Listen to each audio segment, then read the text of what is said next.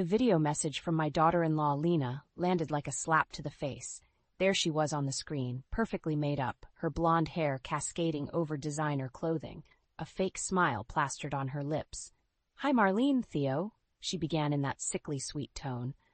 "I'm reaching out about Aiden's 5th birthday bash next month. It's a major milestone, so we want to make it extra special." Here it comes, I thought, exchanging a wary glance with Theo. Ever since Elliot married this Instagram beauty queen, her demands on us had only grown. "A little birdie told me you two were looking to get Aiden something amazing for his big day." Lena batted her fake eyelashes. "Well, I'm making it easy. Aiden would absolutely love a brand new swimming pool installed in our backyard." My jaw dropped. A pool? Those ran tens of thousands of dollars, even for a basic model. Nothing too fancy. Lena continued with a dismissive hair toss. "Just your standard issue resort-style in-ground pool with a pool house, hot tub, the whole 9 yards. You know how much Aiden loves swimming." She droned on with more details of her extravagant vision, but I'd stopped listening. This was absurd. After years of her entitled behavior, this felt like the final straw. "So let me know if you need any other details. But really, make it worthwhile or don't even bother showing up." Lena flashed one last grin before the video cut out. The silence hung heavy between Theo and me. "She can't be serious," I finally sputtered. Theo sighed, squeezing the bridge of his nose. "When is she not?" You know how Lena gets. I did know. Ever since Elliot brought this artificially sweet high-maintenance woman into our lives, she'd made increasingly outrageous demands under the guise of making memories for our grandson Aiden. Expensive Disney cruises, designer clothes, even a celebrity kiddie party planner for his 4th birthday bash. And Lena always spun it as being for Aiden, but anyone could see the real priority was herself and her influencer image. But this took things to another level. A fully decked-out pool just for a kid's birthday? It was obscene. "We can't," I said flatly. "Theo, we don't have that kind of money. Even if we scraped everything we had, there's no way." Tears pricked my eyes, a mix of anger, hurt and exasperation churning inside me. This was our family she was talking about, not one of her online audiences to impress. I could see the same emotions etched on Theo's face as he pulled me into a hug. For a long moment, we clung to each other, united against Lena's audacious demand. But Theo eventually pulled back, resignation in his eyes. Maybe we could look into something smaller," he said tentatively. "We both have been putting in extra hours at work, and there's my pension fund that'll be available soon." I stared at him, stunned he'd even entertain such lunacy. "You're not seriously considering this?" He shrugged helplessly. "It's for our grandson, Marlene. If doing this might help get Lena off our backs, keep Elliot and Aiden in our lives." His words trailed off, but I could hear the unspoken meaning loud and clear. If giving Lena what she demanded was the price for preserving our family, for keeping Elliot and Aiden from being completely poisoned by her distorted values. Reopening the wound she just inflicted, Lena's parting words echoed in my mind. "Make it worthwhile, or don't bother showing up." My heart ached at the thought of being cut off from my only grandchild over this, but I also couldn't fathom bankrupting ourselves for one of Lena's tantrums. Squaring my shoulders, I met Theo's worried gaze. No matter what it took, I wouldn't let this woman fracture our family. We had to find a way to make this right. The days blurred together after that bombshell from Lena. Every conversation, every interaction seemed to circle back to her outrageous pool demand. "We could put a home equity loan on the house," Theo mused one night over dinner, "just to cover the upfront costs." I nearly choked on my food. "Are you insane? Go into debt over this? We're not made of money." He wilted under my glare. "I'm just trying to think of options, honey. You know how Lena gets when she doesn't get her way." I slammed my fork down with more force than intended. "So what? We just roll over for her every tantrum? Where does it end?" The haunted look in Theo's eyes said it all. We both knew there was no endpoint with Lena, not unless one of us put our foot down. Still, the threat of being cut off from Elliot and Aiden loomed over us like a curse. In a way, that's exactly what Lena had become, a curse upon our family. The demands only escalated from there. Suddenly she was calling constantly, texting incessant updates about party planning she needed our input on. Her reasoning didn't even make sense half the time. She just wanted to soak up our energy and resources. One afternoon, I arrived home from the library to find Theo elbow-deep in sketches and spreadsheets. "What's all this?" I asked in bewilderment.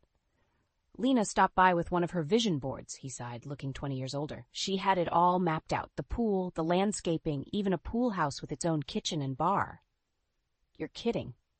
I sank onto the couch, anger roiling in my gut. "She brought this insanity into our home?" "She said this is the only way Aiden will be happy."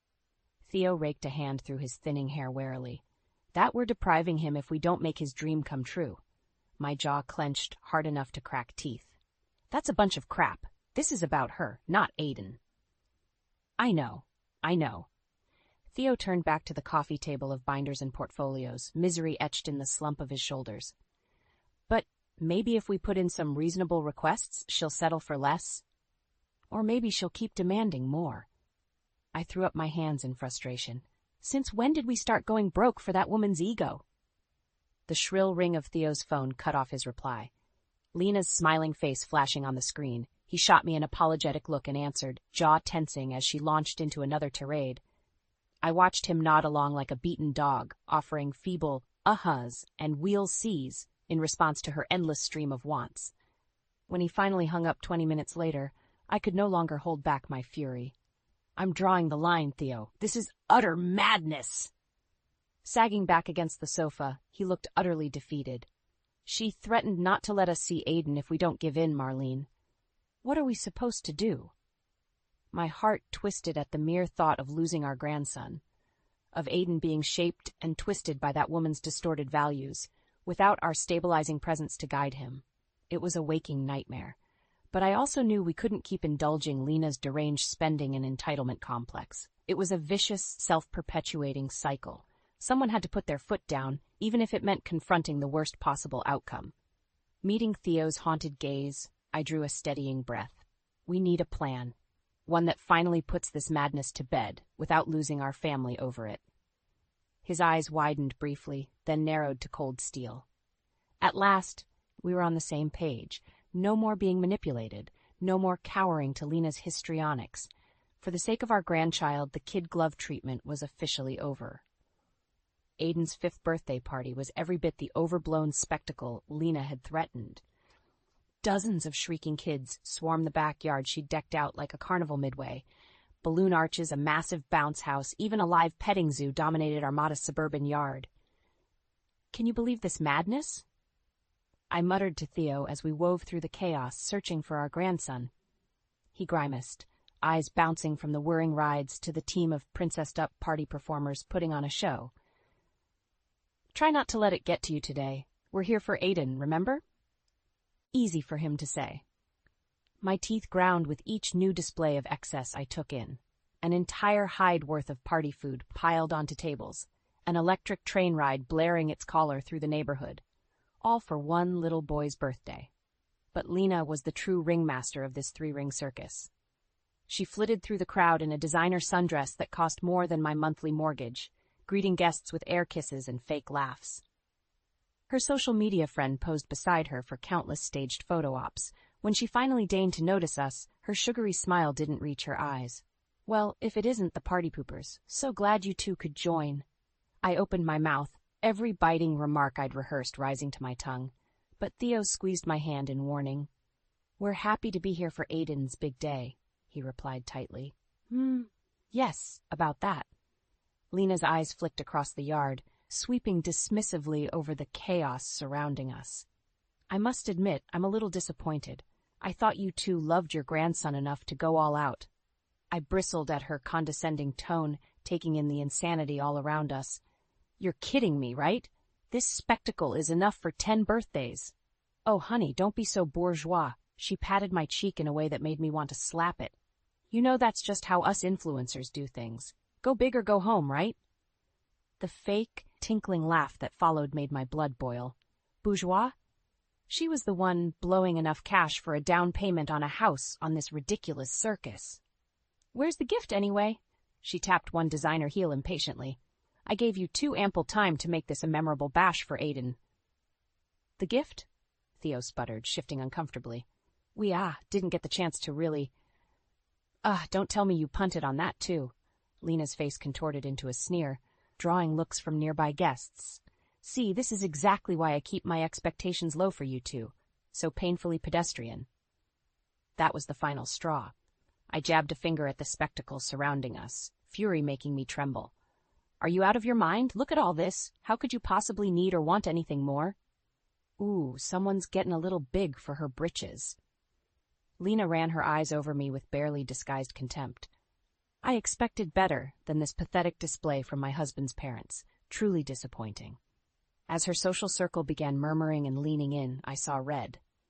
The only disappointment here is you, using Aiden as an excuse to bankrupt us over this gaudy. Mommy? The small, timid voice caused the breath to catch in my throat. I turned to find Aiden himself standing there, party hat askew and confusion written on his cherubic features. What's going on? His wide eyes bounced between Lena and me. For a long, tense beat, the entire party seemed to hold its collective breath waiting for Lena's response. Then her features melted into an exaggerated pout, and she rushed to pull Aiden against her hip. Oh, sweetie, your mean old grandma's just upset she couldn't get you that new pool you wanted. Pool? The poor kid looked even more bewildered. Yes, for your birthday. Tears welled in Lena's eyes as she stroked his hair. But she and Grandpa are just being selfish old grumps about giving you your present. Aiden's gaze bounced between Lena and us, innocent incomprehension melting into dismay. The sight twisted my heart into knots. Lena, as always, had spun a web of lies to paint herself as the hapless victim. But I didn't want a pool, Aiden mumbled meekly.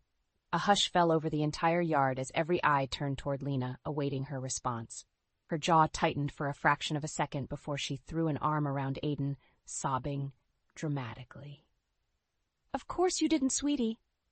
She locked eyes with me over his head, that vindictive smile back in place.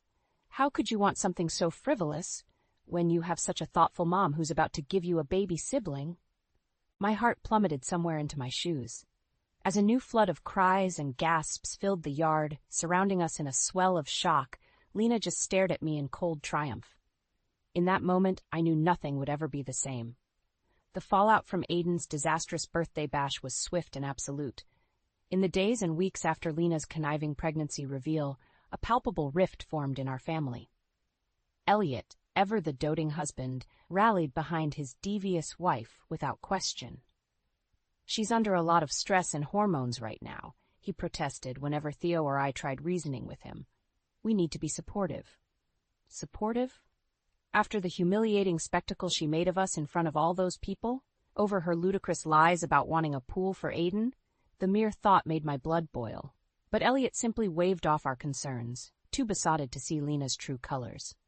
Instead, the two of them retreated further into their social media bubble, posting a deluge of videos and photo ops about her radiant pregnancy journey.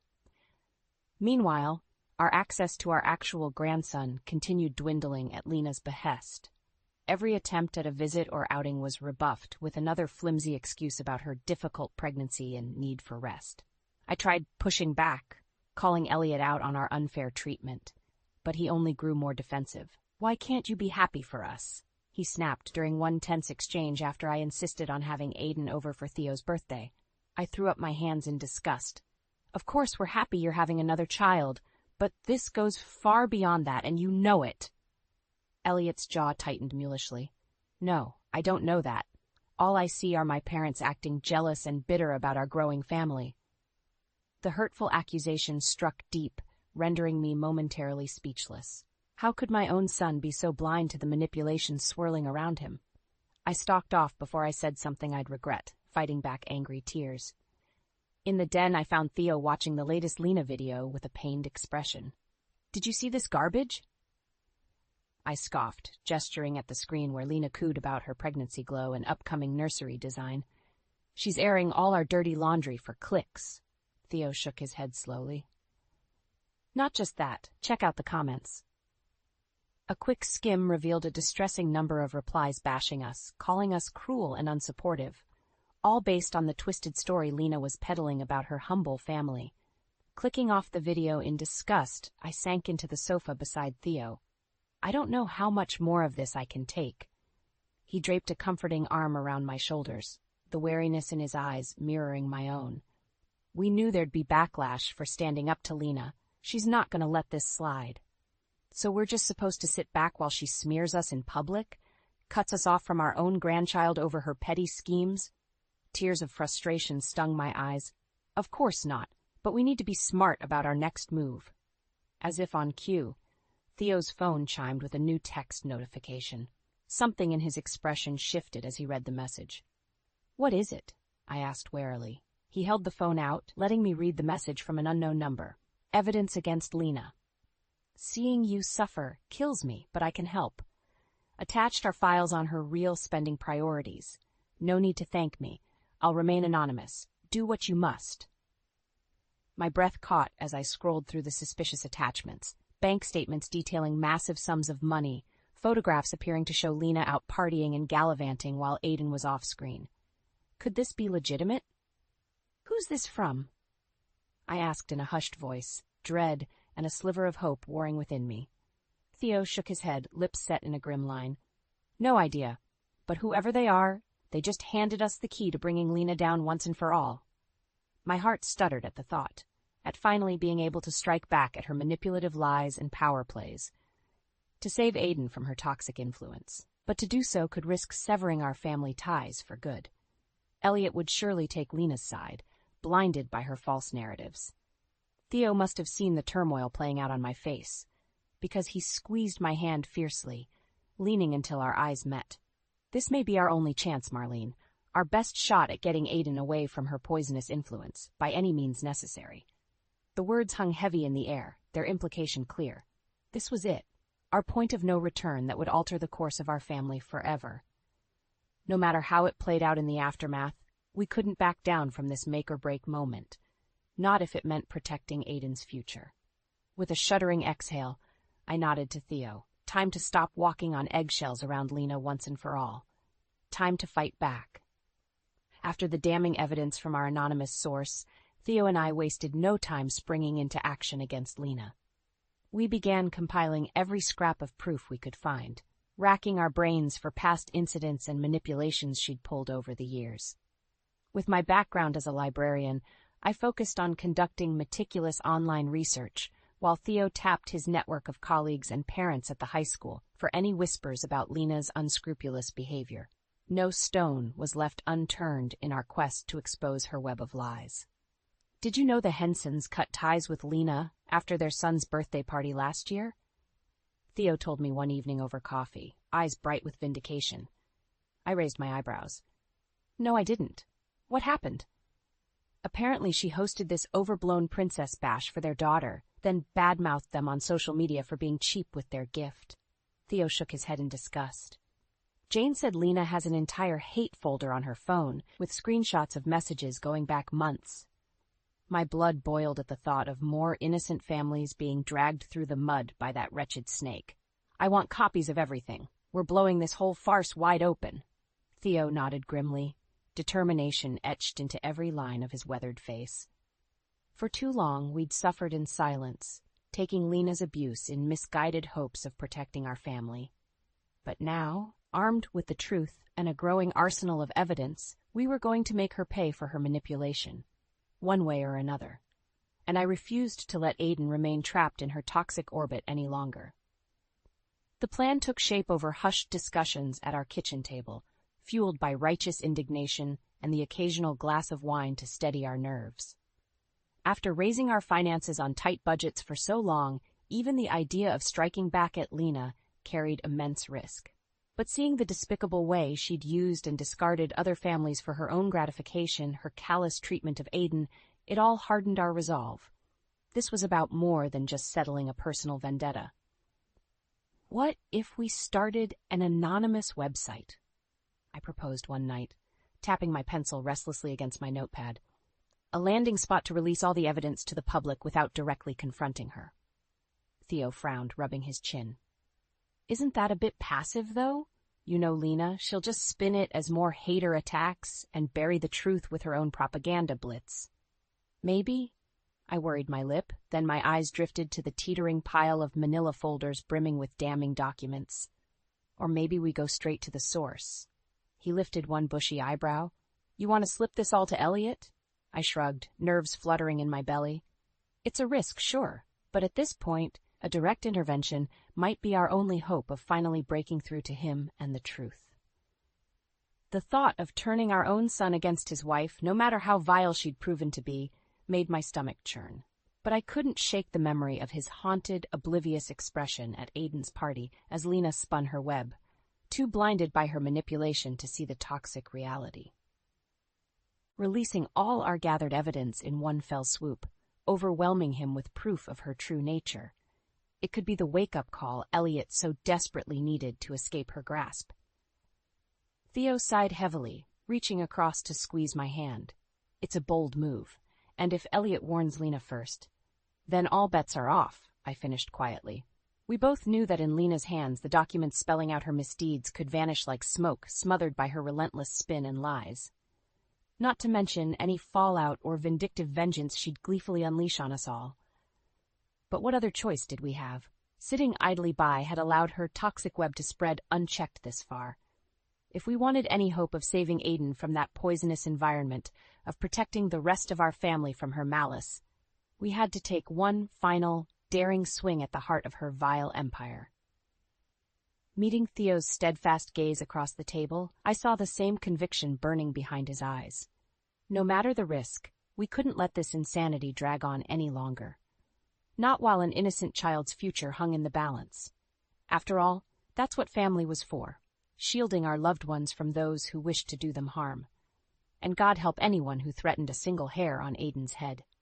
With a grim nod, I reached for another file, and the planning began anew. One way or another, we'd bring Lena's house of lies crashing down around her, even if it meant raising our own family to the studs in the process. It was time. After weeks of meticulous planning and gathering evidence, Theo and I were ready to execute our gambit against Lena. The night before, we'd uploaded a comprehensive file dump to an anonymous web server, a digital dossier containing every scrap of proof we'd uncovered about Lena's neglect, manipulation, and wasteful spending. Incriminating bank statements, logged social media activity, even testimonies from others she'd mistreated over the years. All of it packaged together in one tidy bundle, waiting for our final keystrokes to release it upon the world. We planned to send the upload link directly to Elliot first, hoping the shock of the revelations would finally break whatever spell Lena had him under. But we also arranged for the files to automatically broadcast across multiple social platforms an hour later, ensuring widespread dispersal no matter how Lena tried to bury it.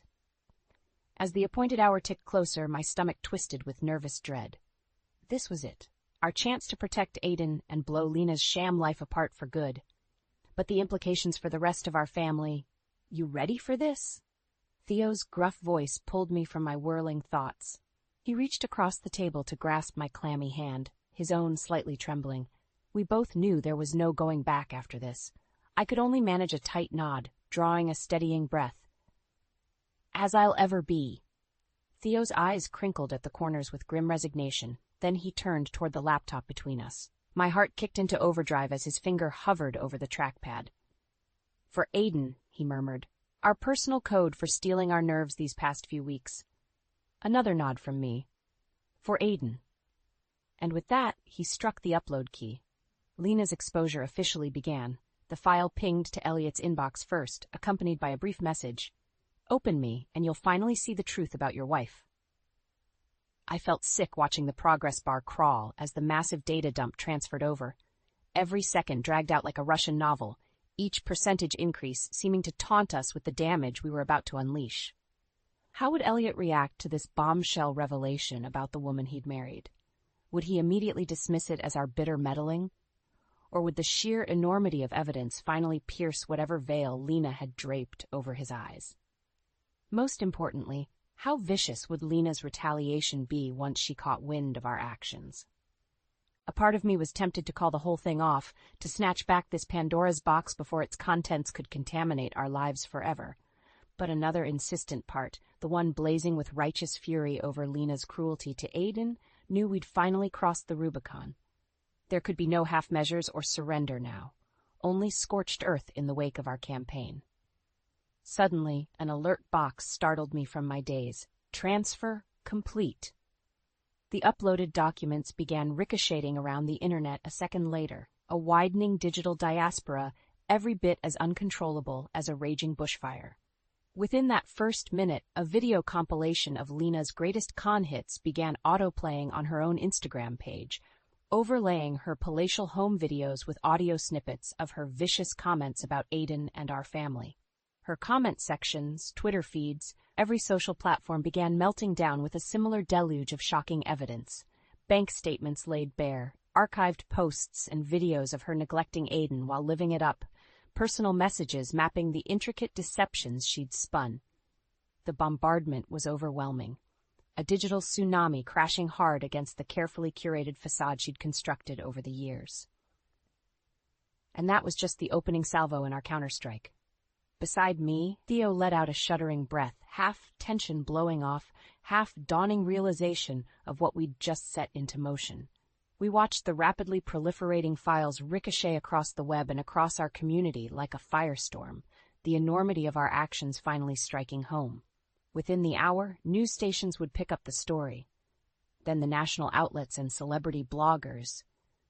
And at the center would be our ground zero blast, a stark glimpse into the trauma and manipulation Lena had inflicted upon our family over these past years. It was finally too late to stop the shockwave. Our truth offensive had come for the house of Lena, and nothing would be left unscathed in its wake, not even our own family. The fallout from our cyber bombardment against Lena hit like a hurricane. Within hours, her immaculate online kingdom had been reduced to a smoking crater of shattered illusions and exposed lies. Social media ran rampant with screenshots, videos, and a gleeful dissection of every incriminating scrap of evidence we'd uncovered. Overnight, Lena went from influencer icon to radioactive pariah as her brands and sponsors began jumping ship in droves. As for me and Theo, we could only watch in a strange detachment as the firestorm raged, alternating between grim satisfaction and creeping dread over what this metamorphosis would mean for our family. We hadn't heard a peep from Elliot since uploading the files, leaving us to theorize in anxious silence over how deeply the revelations about his wife had shaken him. Would he emerge from the wreckage still defiantly loyal to Lena's lies? Or had our brutal truth offensive finally broken her spell over him? The answer came just after dawn, in a flurry of tense knocks at the door. Thank God. Theo exhaled in a ragged whisper when we saw Elliot's haggard face through the peephole. He ushered him inside, shooting me a worried glance. "Son, what's going on? We've been sick with—" The words died on his lips as Elliot staggered forward, eyes hollow and brimming with barely contained rage. I flinched, half expecting him to lash out at the source of this cataclysm. But then, with an anguished cry, he simply crumpled against Theo, shaking with suppressed sobs. Exchanging a wordless look with Theo, I moved to steady Elliot as he began to keen in harsh, gulping gasps, like a dam finally shattering deep within. "I'm sorry," he choked between ragged breaths. "God, I'm so sorry." My throat thickened at the sheer brokenness lacing his voice. After so many months of self-inflicted isolation at Lena's whim, seeing my own son return to us in such a state felt like a shard of ice piercing my heart. Eventually his sobs tapered enough for speech. "You were right about her. All this time you were right. Every vile thing she did to you, to Aiden." Another wave of anguish racked him, and he squeezed his eyes shut, burying his face in Theo's shoulder like a lost child. I exchanged a haunted look with my husband, words unspoken between us. We'd shattered her deceptions, yes, but at what cost to our son? Those messages, the videos. I can't believe I let it go on for so long. How I could be so blind. Hey, it's okay," Theo murmured gruffly, hands rubbing soothing circles on Elliot's back. "That's what she did, son. Manipulated you into her web, we get it." The harrowed look in his eyes said otherwise, that some part of us would never forgive ourselves for failing to extract Elliot sooner. But for now, simply cradling our child against the aftermath seemed more important. When his ragged breathing finally evened out, Elliot pulled back, eyes rimmed and face haggard. "I kicked her out last night, took Aiden and left after seeing everything." He gestured vaguely, then seemed to deflate all over again. "God, how could I let Hervis get so twisted? To put Aiden through all that?" I bit back a scathing remark about putting a stop to her antics sooner.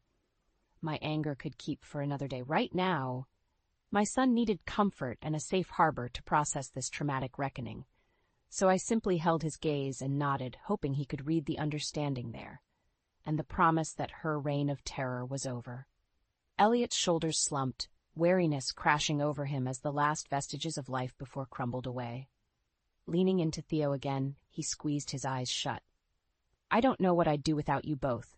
After everything she put us through. The raw gratitude in his gravelly murmur was like a balm against all the suffering we'd endured this past year. Not that the road ahead would be easy.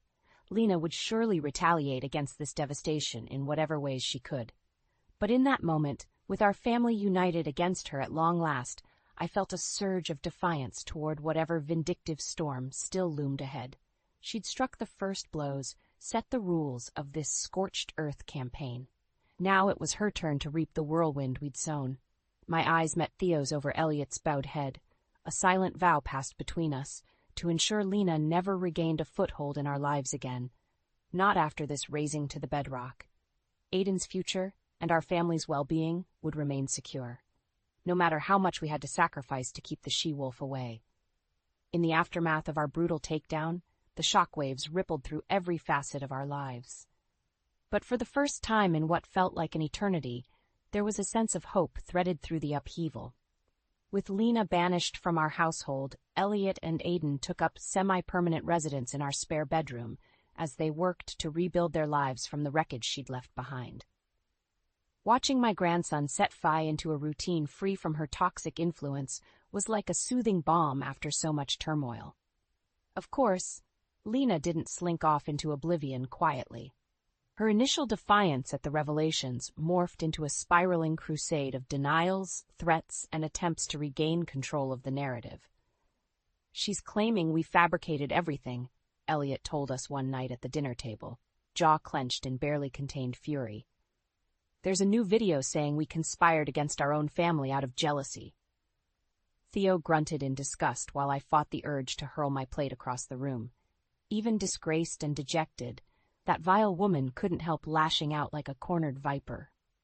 Let her squirm, I spat, locking eyes with my son. The truth is finally out there, loud and clear for anyone who matters to see. You're right. Some of the tension drained from Elliot's shoulders with an exhausted slump. In that moment, he seemed to age years in a matter of seconds.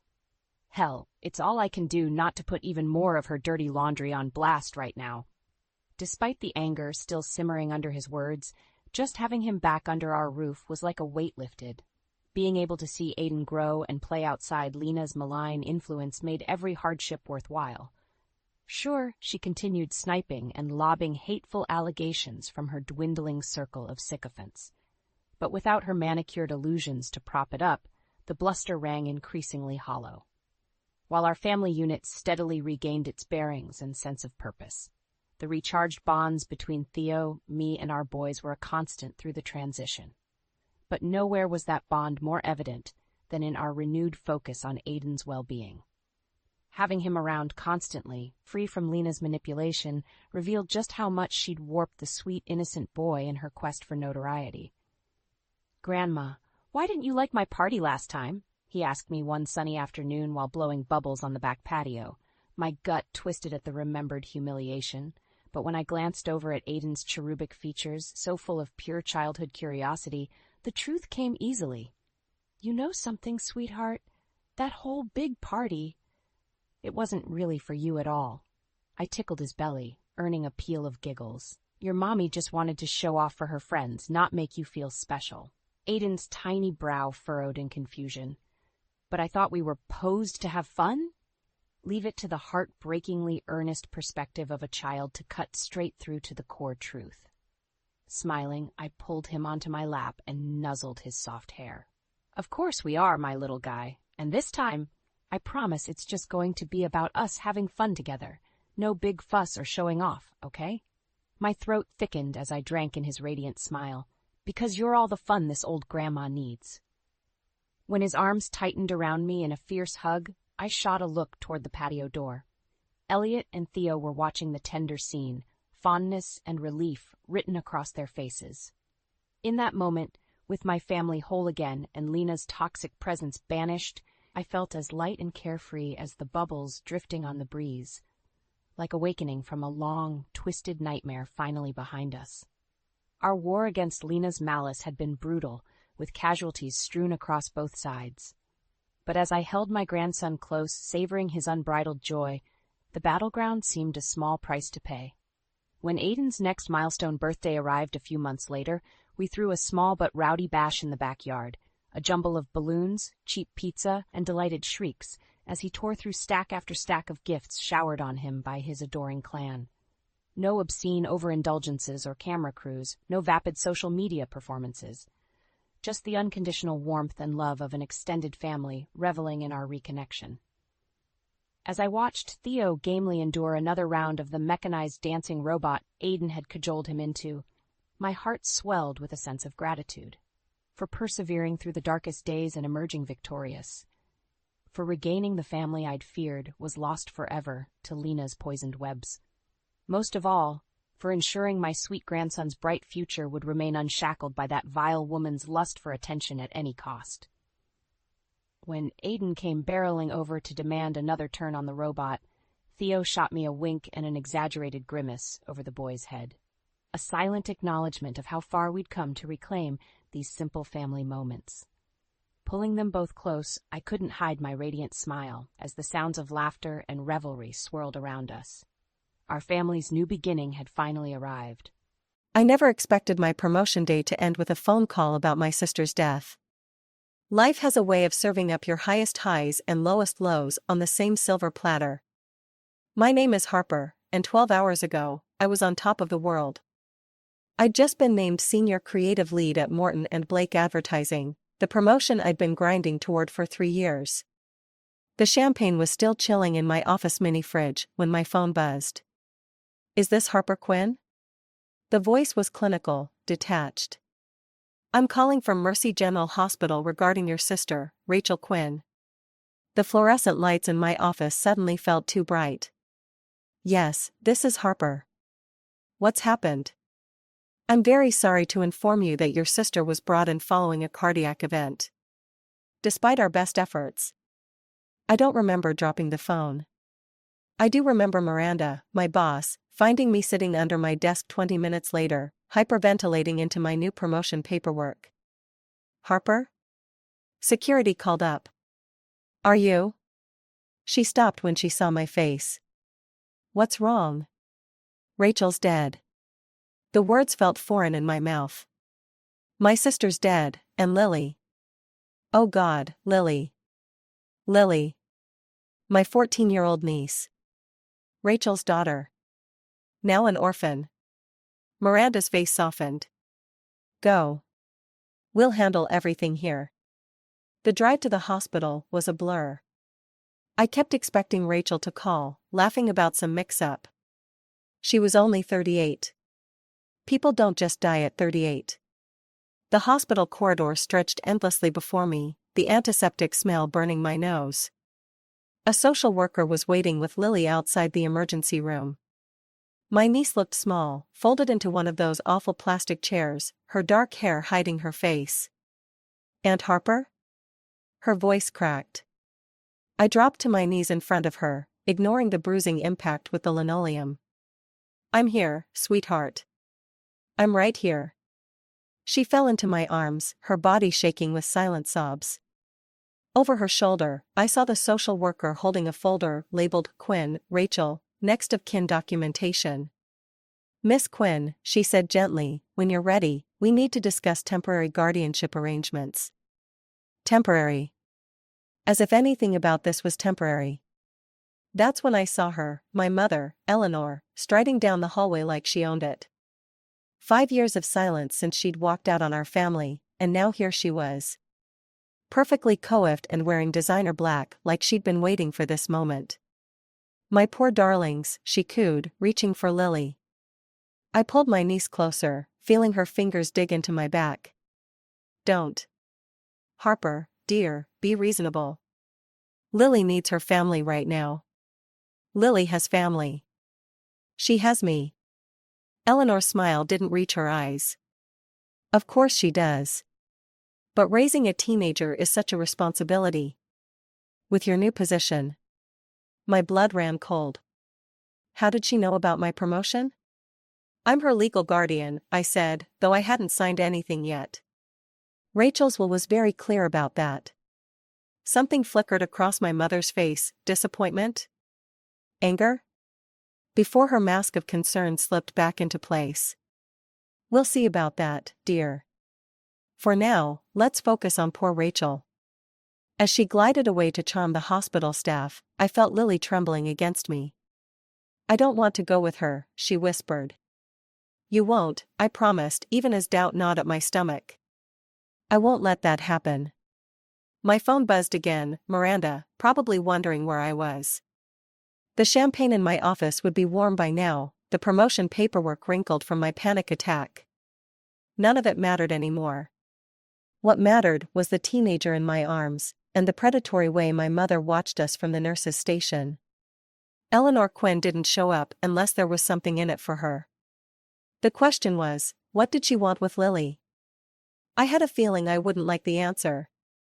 2 weeks after Rachel's funeral, I found myself staring at an empty chair during the Morton and Blake quarterly review meeting. My third absence this month. The client presentation I'd spent months preparing was being delivered by someone else while I sat in a parent-teacher conference, trying to understand why Lily hadn't turned in homework for 2 weeks. She's processing trauma, the counselor had said, her voice gentle but firm. Lily needs stability and support right now, not academic pressure. I'd nodded, made the right noises, and rushed back to the office only to find Miranda waiting in my new corner office. The promotion plaque still hadn't been mounted on the door.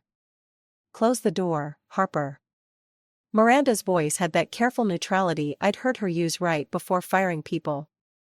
We need to talk about your commitment to this position. I sank into my chair, noticing the unopened champagne bottle still sitting in my mini-fridge. I know I've been struggling to balance. The Hendricks account presentation was today. Miranda's fingers drummed against my desk. Our biggest potential client this quarter. Where were you? Lily's school called. I understand you're dealing with a family situation. Her tone softened slightly. But this is the third major meeting you've missed. The team needs leadership they can depend on. My phone buzzed, a text from Eleanor. Having lunch with my precious granddaughter. Don't worry, I'll have her back before dinner. Face blowing a kiss. My stomach clenched. I hadn't given permission for this. Miranda, I need to. No. She held up her hand. You need to listen. I fought for your promotion because you're brilliant at what you do. But right now, you're not doing it. I glanced at my phone again. Another text, Lily mentioned wanting to try out for the school musical.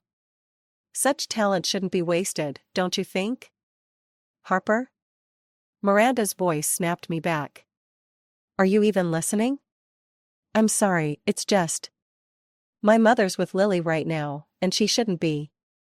She's not supposed to. This is exactly what I'm talking about. Miranda stood, straightening her blazer. You have until the end of the week to decide, are you a senior creative lead or a full-time guardian? Because right now, you're failing at both. The words hit like a physical blow. As she left, my phone buzzed again. A photo this time, Lily and Eleanor at some upscale cafe, my mother's arm draped possessively around my niece's shoulders. Lily's smile looked forced. I grabbed my keys, already dialing the school. This is Harper Quinn, Lily's guardian. Who authorized her early dismissal today?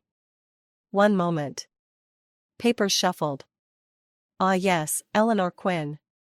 She's on the approved family contact list. What? No, that's impossible. I never. It was updated this morning. We have the signed documentation right here. My hand shook as I started my car. Eleanor had somehow gotten hold of the school forms. Had she forged my signature? The same way she'd forged Dad's signature on those loan documents years ago? I found them at Café Laurent, Eleanor's favorite spot for being seen. Through the window, I watched her showing something to Lily on her phone. My niece's eyes widening with interest. The bell chimed as I pushed through the door.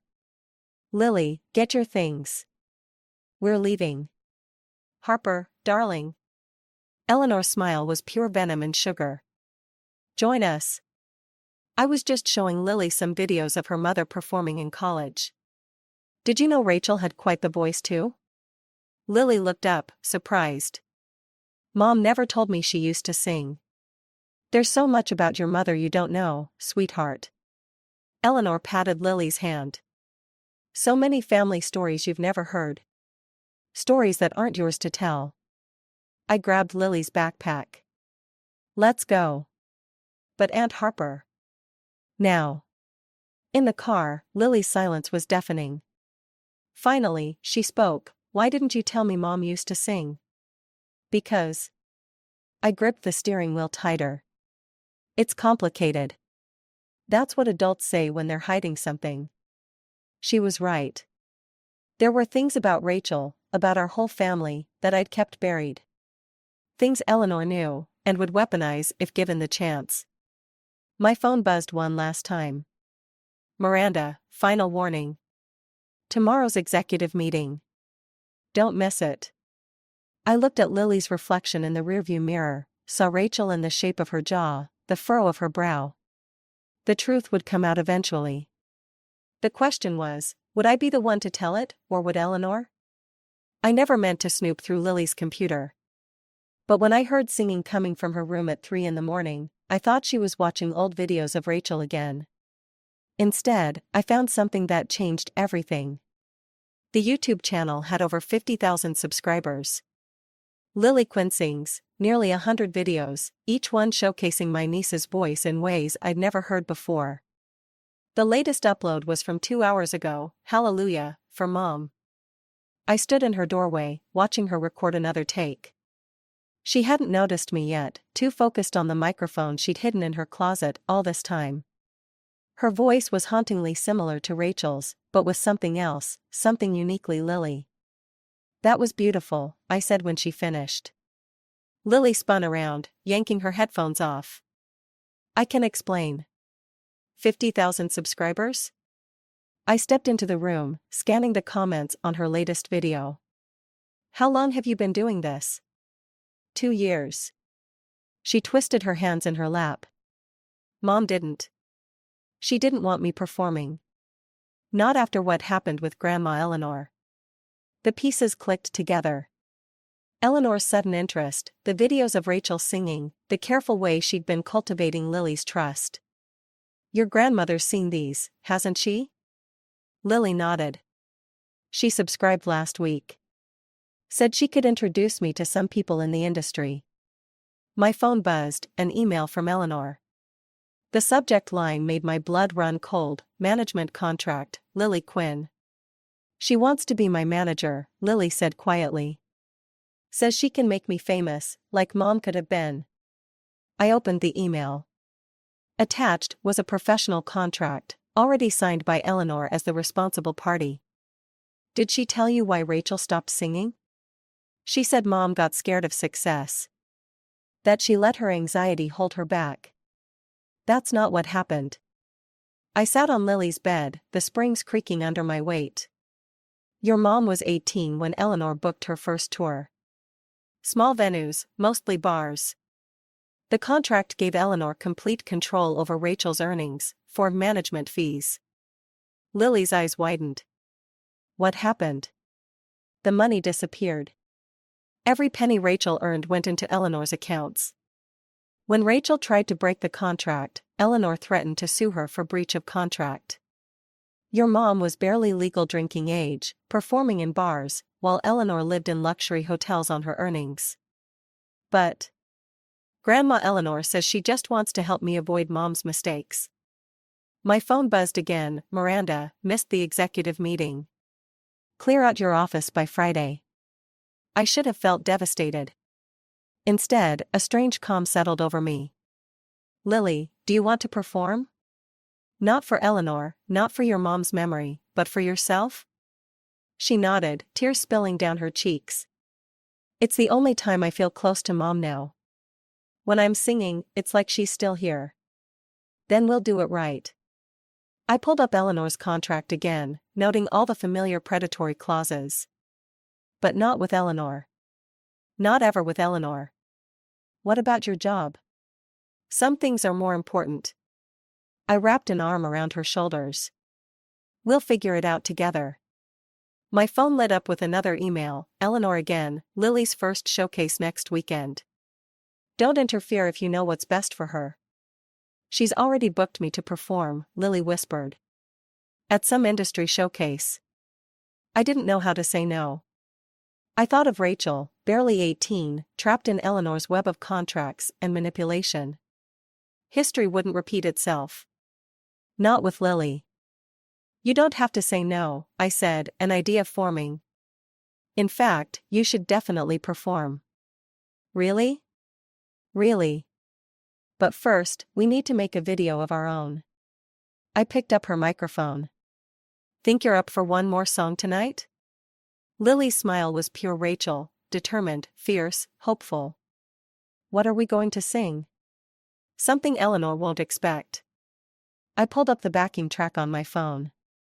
Something that tells the truth about our family. As Lily's voice filled the room again, I started drafting emails, to music lawyers, to legitimate agents.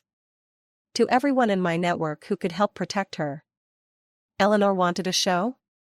We'd give her one she'd never forget.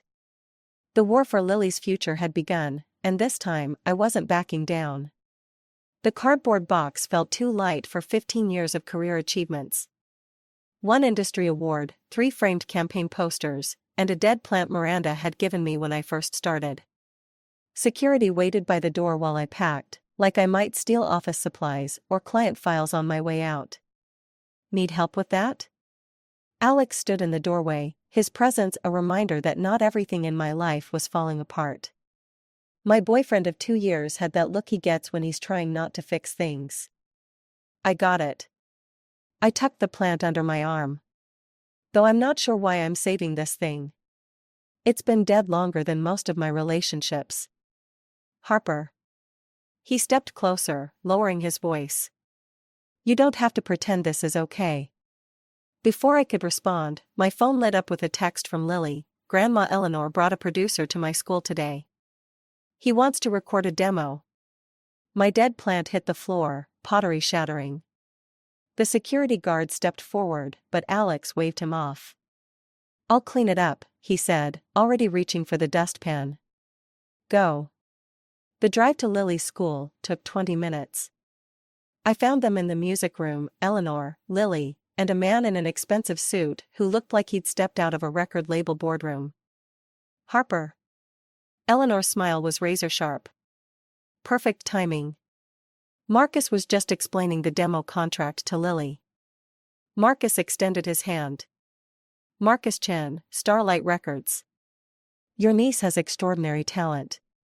She's 14, I said, ignoring his hand. And any contracts need to go through me. Of course. He pulled out a business card. But Eleanor mentioned you're between jobs right now. Our junior artist program includes a generous advance that could help with immediate expenses. My chest tightened.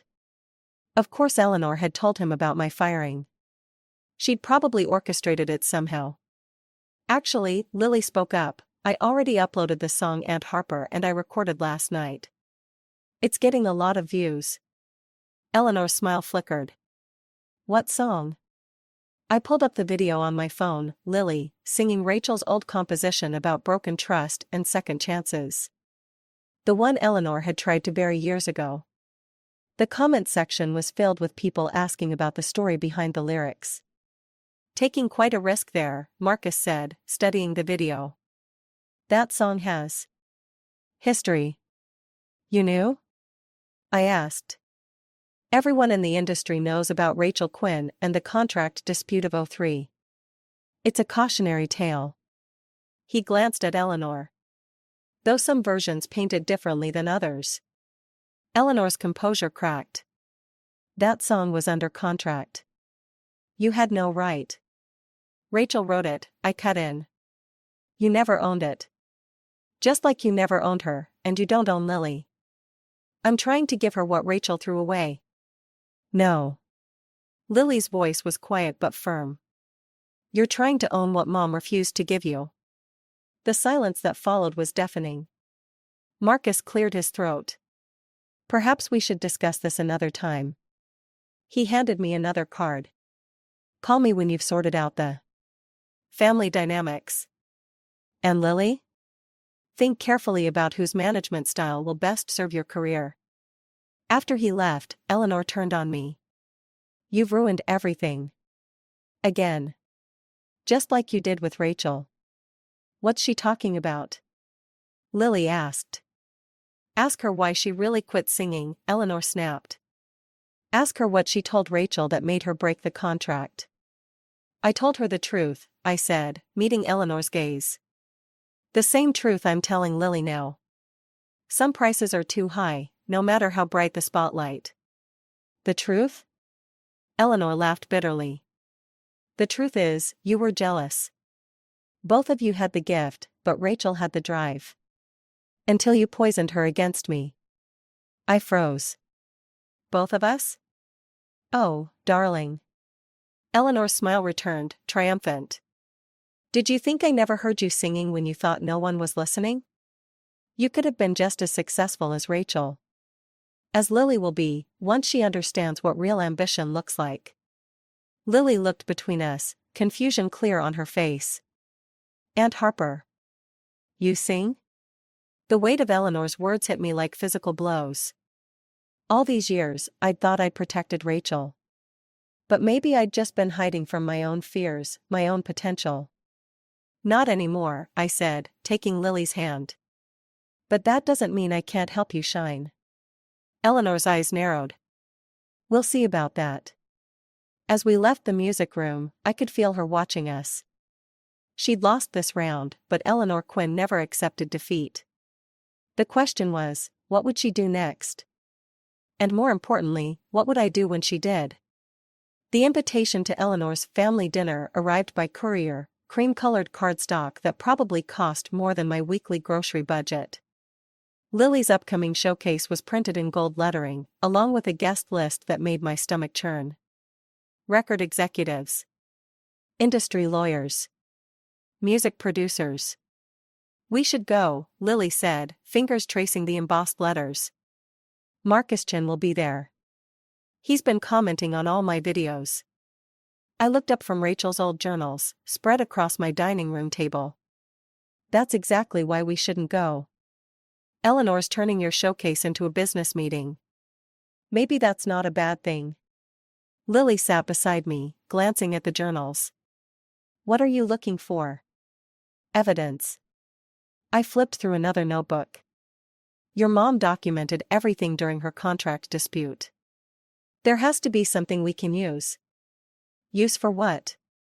Alex appeared in the doorway, takeout bags in hand. You've been buried in those journals for days.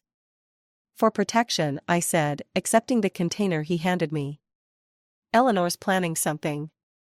She doesn't throw dinner parties unless she's setting a trap. Lily picked up one of Rachel's journals. September 15, 2003, Mom brought another contract today.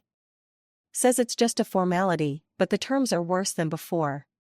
She's trying to own my voice, my future, my dash. She stopped reading. Is this what you're afraid of? History repeats itself, I said quietly. Especially with Eleanor. My phone buzzed, Marcus Chen, impressive online numbers. Ready to discuss that contract? Eleanor mentioned you're running low on savings. Another buzz, Eleanor, dinner attendance is mandatory, darling. Unless you want social services to hear about Lily's declining grades and your unemployment. The threat was clear. I'd been so focused on protecting Lily from Eleanor's music industry manipulation that I'd forgotten about her other weapons. We'll go, I said finally. But we play it smart. No signing anything, no private meetings, no. Actually, Lily interrupted, I already met with Marcus yesterday. After school. The takeout container slipped from my hands.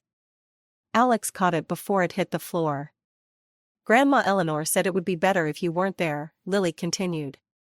Since you're too emotional about Mom's history with the industry. What did you sign? Nothing. I just recorded a demo. Marcus says it could be on streaming platforms by next week. I grabbed my keys. We're going to his office. Right now. Whatever you recorded. No. Lily's voice hardened. I'm not Mom, Aunt Harper. And Grandma Eleanor isn't the villain you want her to be. Maybe she's changed. People like Eleanor don't change. They just get better at hiding their true nature. Like you're hiding something? Lily held up one of Rachel's journals. I found this under your bed. The entry about why Mom really quit singing. My breath caught. That journal, the one I'd hidden years ago, contained the truth about the night everything fell apart. The real reason Rachel walked away from her career. Lily. Mom wrote that you were there that night. That you saw everything. But you've never told me what happened. Alex touched my shoulder. Maybe it's time, Harper. If I tell you, I said slowly, you have to promise to stay away from Marcus and Eleanor until after the showcase. Lily nodded. The night your mom broke her contract, Eleanor had arranged a private performance for some executives. Rachel was supposed to sing her new songs, the ones Eleanor had claimed rights to without telling her. But when Rachel arrived. What? The executives weren't there for her music. Eleanor had promised them. Other things.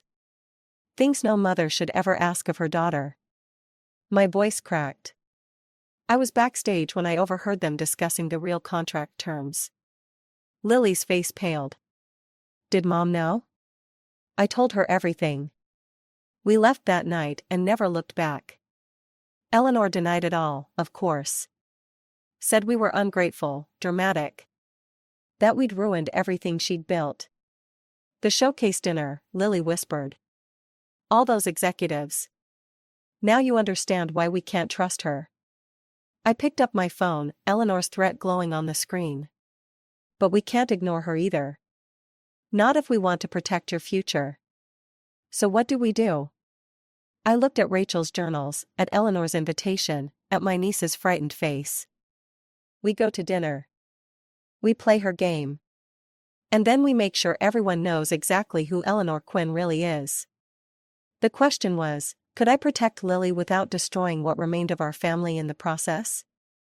Eleanor's showcase dinner felt like walking into a beautifully decorated trap. Crystal glasses caught the light, making the dining room sparkle like a cage made of diamonds. Every face at the table represented another way I could lose Lily. Marcus Chin sat at Eleanor's right hand, contract papers peeking from his briefcase. 3 other executives I recognized from Rachel's journals completed the tableau. The empty chair between them might as well have had sacrifice written on it. Lily will perform after dessert, Eleanor announced, playing hostess like she hadn't tried to destroy her own daughter's life 15 years ago. Harper, darling, you're looking pale. More wine?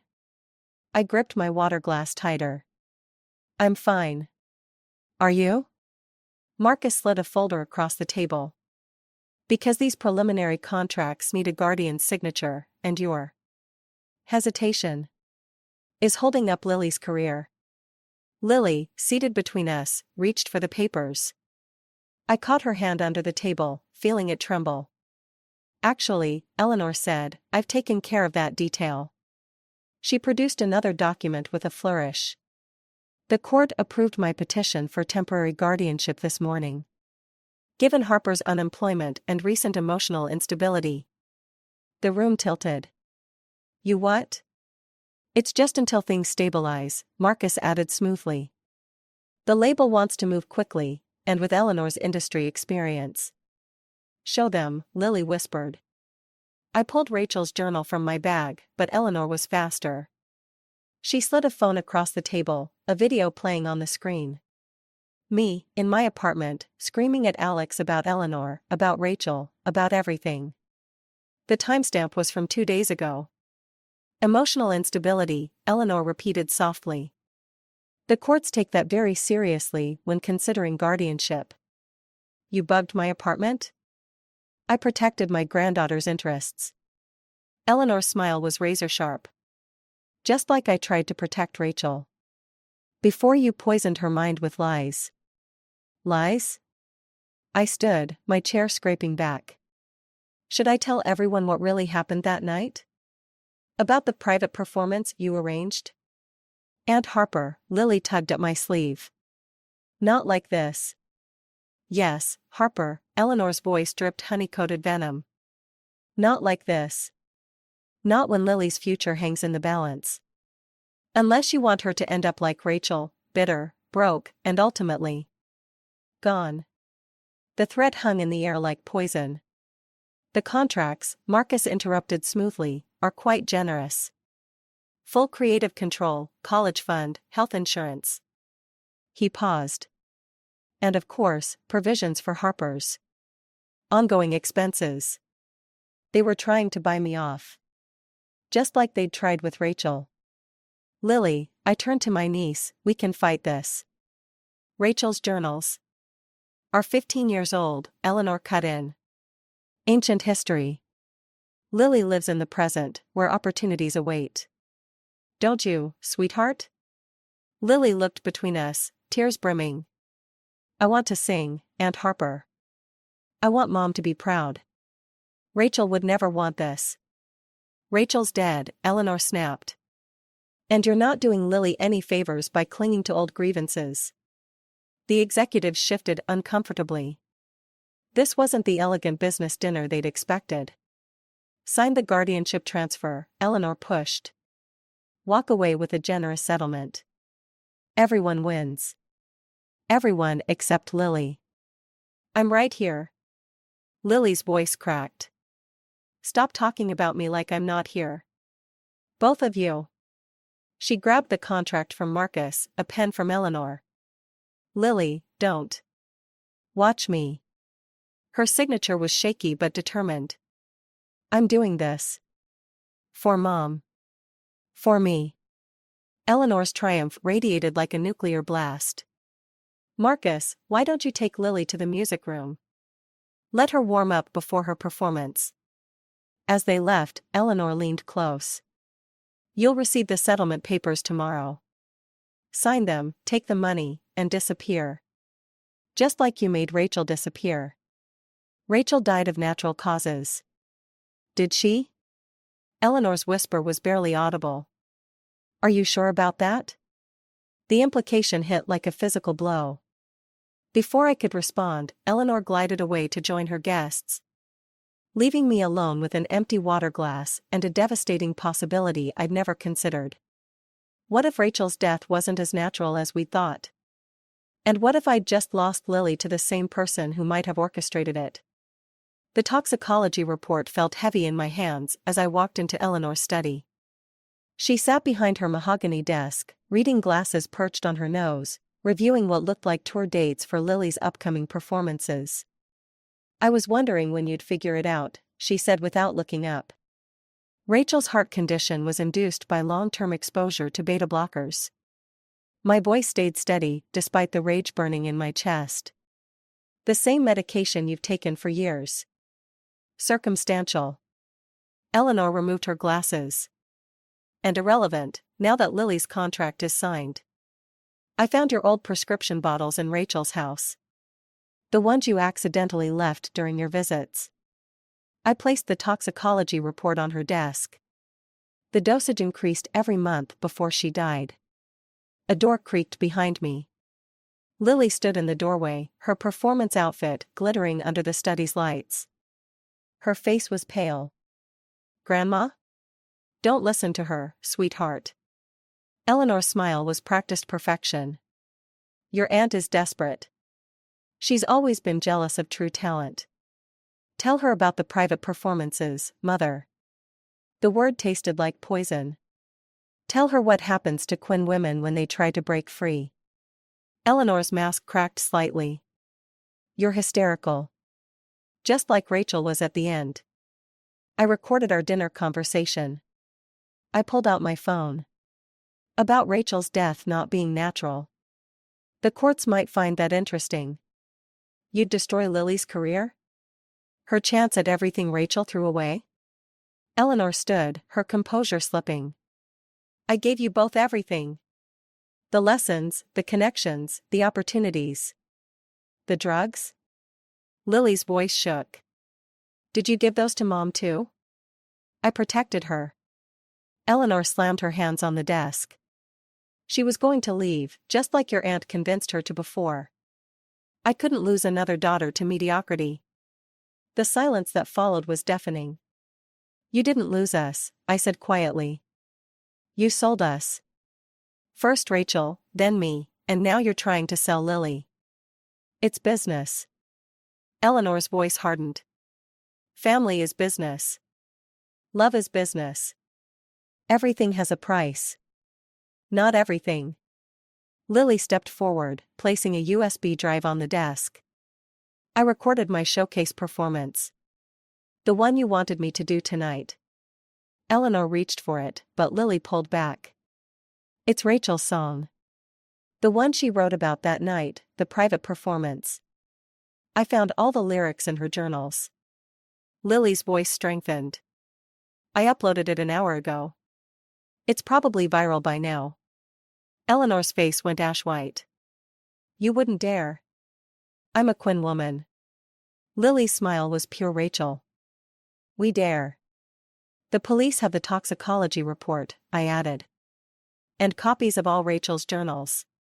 Your choice, Mother. Walk away now, or we take everything down with us. Eleanor sank into her chair, suddenly looking every bit her 60 years. You don't understand. I did it for us. The family name is worth nothing compared to family itself. Lily moved to stand beside me. Mom understood that. Aunt Harper understands that. When will you? The contracts are void if the signatory is under investigation for murder.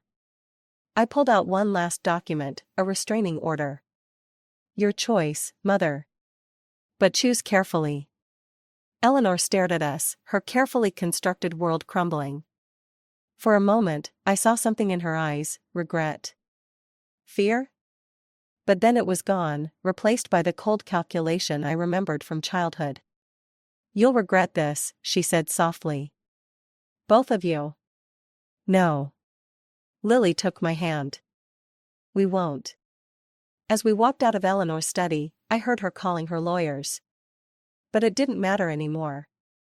The truth was out, in Rachel's journals, in Lily's song, in the evidence we'd gathered. What happens now? Lily asked as we drove away from the mansion. I thought about Rachel, about Eleanor, about the twisted path that led us here. Now we do what Quinn women do best. What's that? We sing our own song. No matter who tries to silence us. The setting sun painted the sky in shades of hope as Eleanor's house disappeared in the rearview mirror.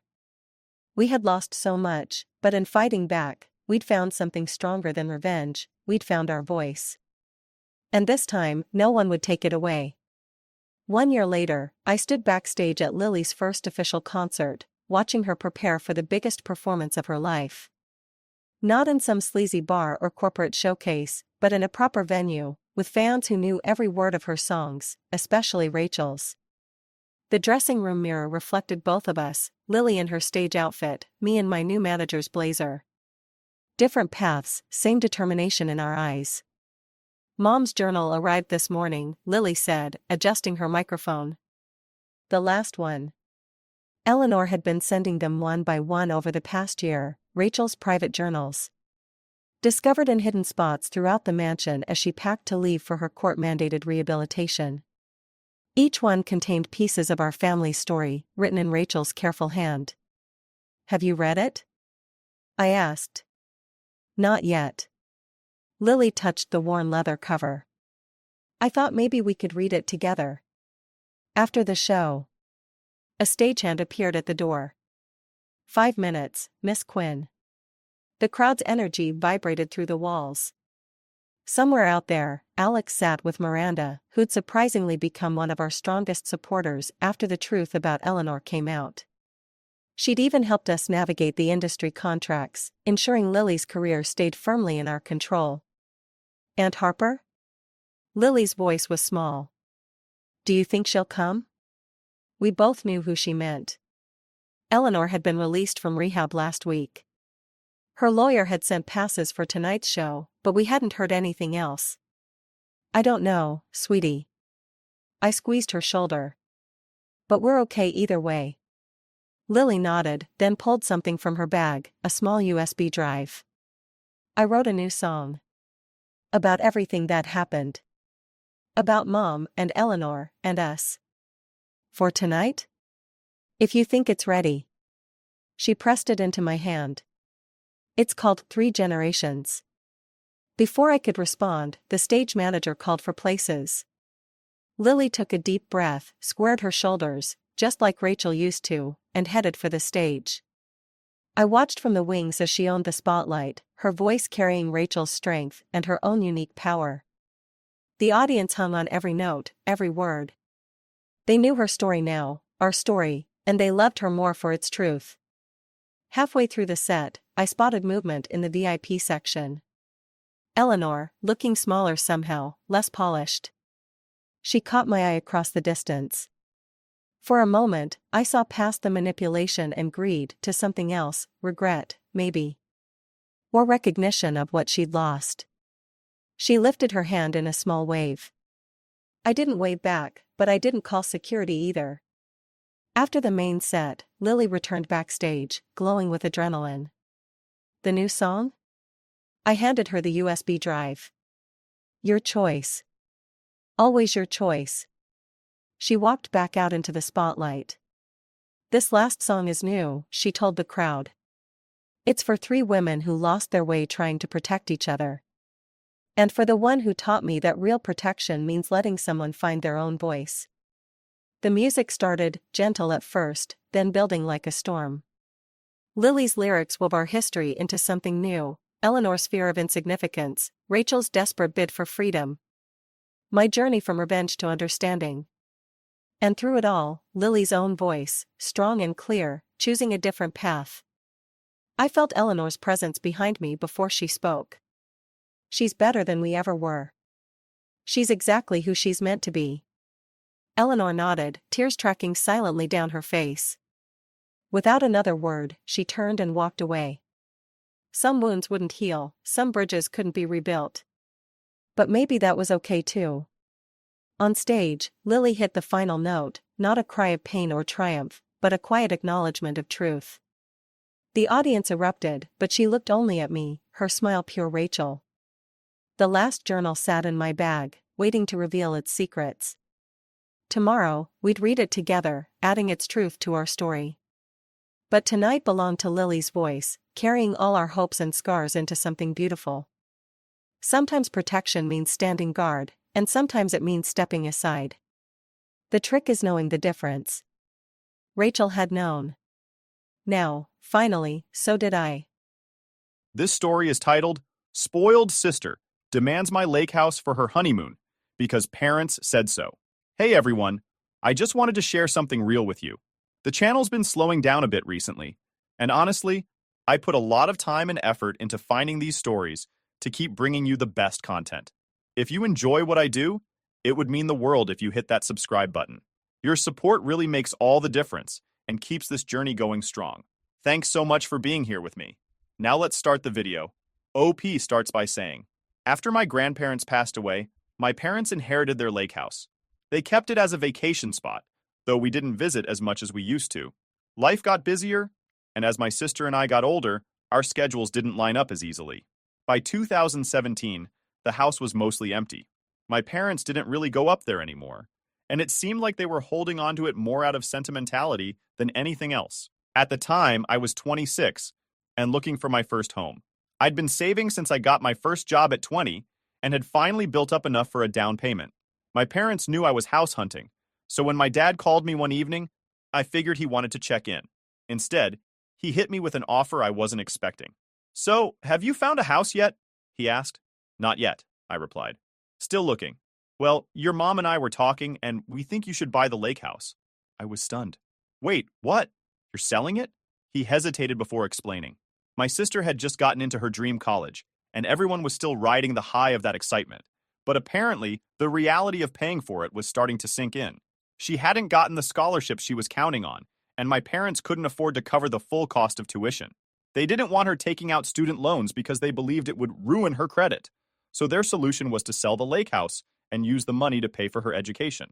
At first, I didn't know how to respond. The lake house wasn't just a piece of property, it was part of our family history. Selling it felt wrong, like we were giving up a piece of ourselves. But my dad framed it as a win-win. We'd rather sell it to you than to some stranger, he said. You love that house, and it would still stay in the family. I'll admit, I was tempted. I had so many good memories tied to that house, and the idea of someone else owning it didn't sit well with me. But at the same time, it felt like I was being put in an awkward position. My sister's education was on the line, and they were making it clear that buying the house would be a way to help her. It wasn't just about the house. It was about stepping up for the family. I asked them why they couldn't sell something else or explore other options, but they insisted this was the best choice. It's just sitting there anyway, my mom added. You'd be doing us all a favor. After a lot of thought and some guilt tripping from my parents, I agreed. They sold the house to me at a family discount, though it still wiped out most of my savings. I told myself it was worth it. I loved that house, and I didn't want to see it leave the family. Plus, I figured I'd be helping my sister in the process. Win-win, right? Well, not exactly. The first few months after the sale were a whirlwind. The house needed a lot of work to make it livable year-round. The plumbing was outdated, the roof had leaks, and there was no internet, which was a huge problem for me since I work remotely in IT. I spent almost every weekend at the hardware store and every evening watching YouTube tutorials to figure out how to fix things. My dad helped with a few of the bigger projects, like replacing the roof, but most of it was on me. It was exhausting and expensive, but it was also satisfying to see the house come together. By the time I officially moved in, it didn't feel like a vacation house anymore. It felt like my home. I put my own stamp on the place. Fresh paint, new furniture, and a few modern upgrades like a smart thermostat and better lighting. It wasn't perfect, but it was mine, and that made all the difference. Living at the lake house full-time was a big adjustment. For one thing, it was a lot quieter than I was used to. Growing up, the house was always filled with people, family, friends, and sometimes even neighbors who'd drop by for a barbecue. Now, it was just me. The silence was eerie at first, but over time, I grew to love it.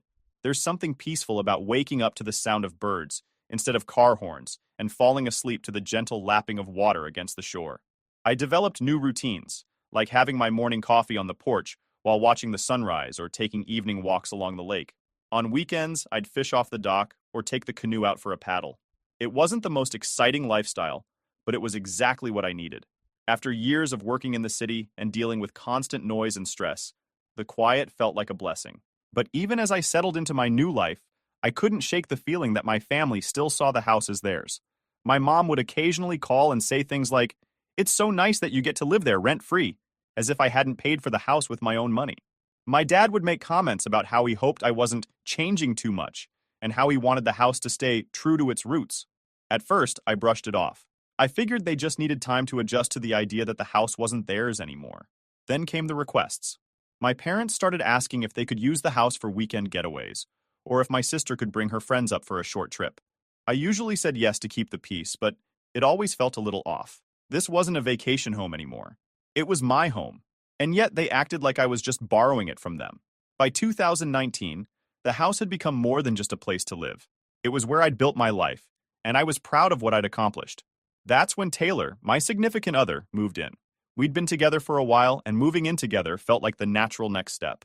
Taylor loved the house as much as I did, and having someone to share it with made it even better.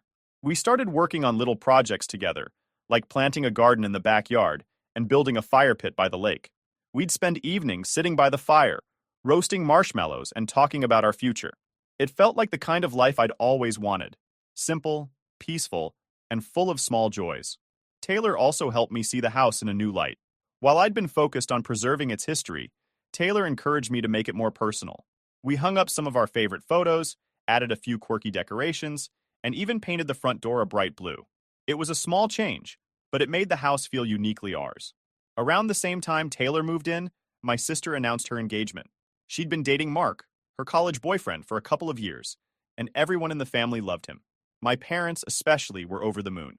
My mom immediately started talking about wedding plans, and my dad was already figuring out how to help pay for it. The engagement was all anyone in the family could talk about. Every phone call, every group chat, every holiday gathering. It was all wedding, all the time. I didn't mind, though. My sister seemed genuinely happy, and Mark was a good guy. I agreed to be part of the bridal party, and Taylor and I even started looking for nice gifts to give them. At first, everything seemed fine. The wedding was originally planned for 2020, but like a lot of things that year, it got postponed. My sister rescheduled it for December 2021, and everyone was relieved to have something to look forward to. I thought we'd finally reached a point where the lake house drama was behind us, but I couldn't have been more wrong. Looking back, there were signs that my family hadn't fully accepted the fact that the lake house was mine. My mom still referred to it as the family lake house, and my dad would occasionally drop hints about how much they missed going up there. I tried to ignore it, telling myself that they didn't mean anything by it, but deep down, I knew it was only a matter of time before this became a problem again. By the time my sister's wedding planning kicked into high gear, I started to feel like I was walking on eggshells around my family. My parents' focus on my sister was as strong as ever, and I knew they'd do anything to make her happy. What I didn't expect was just how far they'd go, and how much they'd ask of me. A few weeks before my sister's wedding, I was sitting on the porch with Taylor, enjoying a quiet evening. Life at the lake house was peaceful, and I thought the wedding chaos was happening far enough away that it wouldn't reach us. My parents were busy helping my sister finalize everything, and I assumed my role in the bridal party was all set. Then I got a call from my sister that completely blindsided me. At first, the conversation was normal enough. Small talk about the wedding, how excited she was, and a few comments about how much work still needed to be done. Then she casually dropped the question that turned everything upside down. "So," she said, "where are you and Taylor staying for the 2 weeks after the wedding?" I frowned, confused. At home? Why?" She sighed, like I was being dense. "That's not going to work. Mark and I will be staying at the lake house for our honeymoon." For a second, I thought I'd misheard her. "Wait, what? You're staying where?" "At the lake house," she repeated, as if it was the most obvious thing in the world. "Mom and Dad said it would be fine." I was stunned. "Mom and Dad said it was fine? It's not their house to offer. It's mine." She brushed that off like it didn't matter. "It's perfect for a honeymoon. It's private, romantic, and we won't have to spend money on a hotel. Plus, you and Taylor can go stay somewhere else for a couple of weeks. It's not like you don't have options." I couldn't believe what I was hearing. "You're asking me to leave my own home for 2 weeks so you can have a free honeymoon? Are you serious right now?" Her tone shifted, becoming defensive. "It's not a big deal, Michael. We're family. You've had the house for years. Can't you do this one thing for me? It's my wedding." I took a deep breath, trying to keep my cool. "I'm not leaving my home so you and Mark can stay here. If you want a romantic honeymoon, book a hotel like everyone else." That's when she started guilt-tripping me. She went on about how her wedding wasn't going to be exactly what she'd dreamed of because of all the delays, and now I was making it worse. She said I was being selfish and ruining her special time. When that didn't work, she got angry. "Fine," she snapped. "If you're going to act like this, I'll just take you out of the bridal party." I shrugged. "Do what you need to do." That seemed to throw her off. She was expecting me to backtrack, but I didn't. After a few seconds of silence, she hung up. I sat there staring at my phone, half expecting my parents to call next. And sure enough, they did. My mom was the first to call, and she wasted no time getting straight to the point. "What's this I hear about you refusing to let your sister use the lake house for her honeymoon?" she demanded. "Mom, it's my house.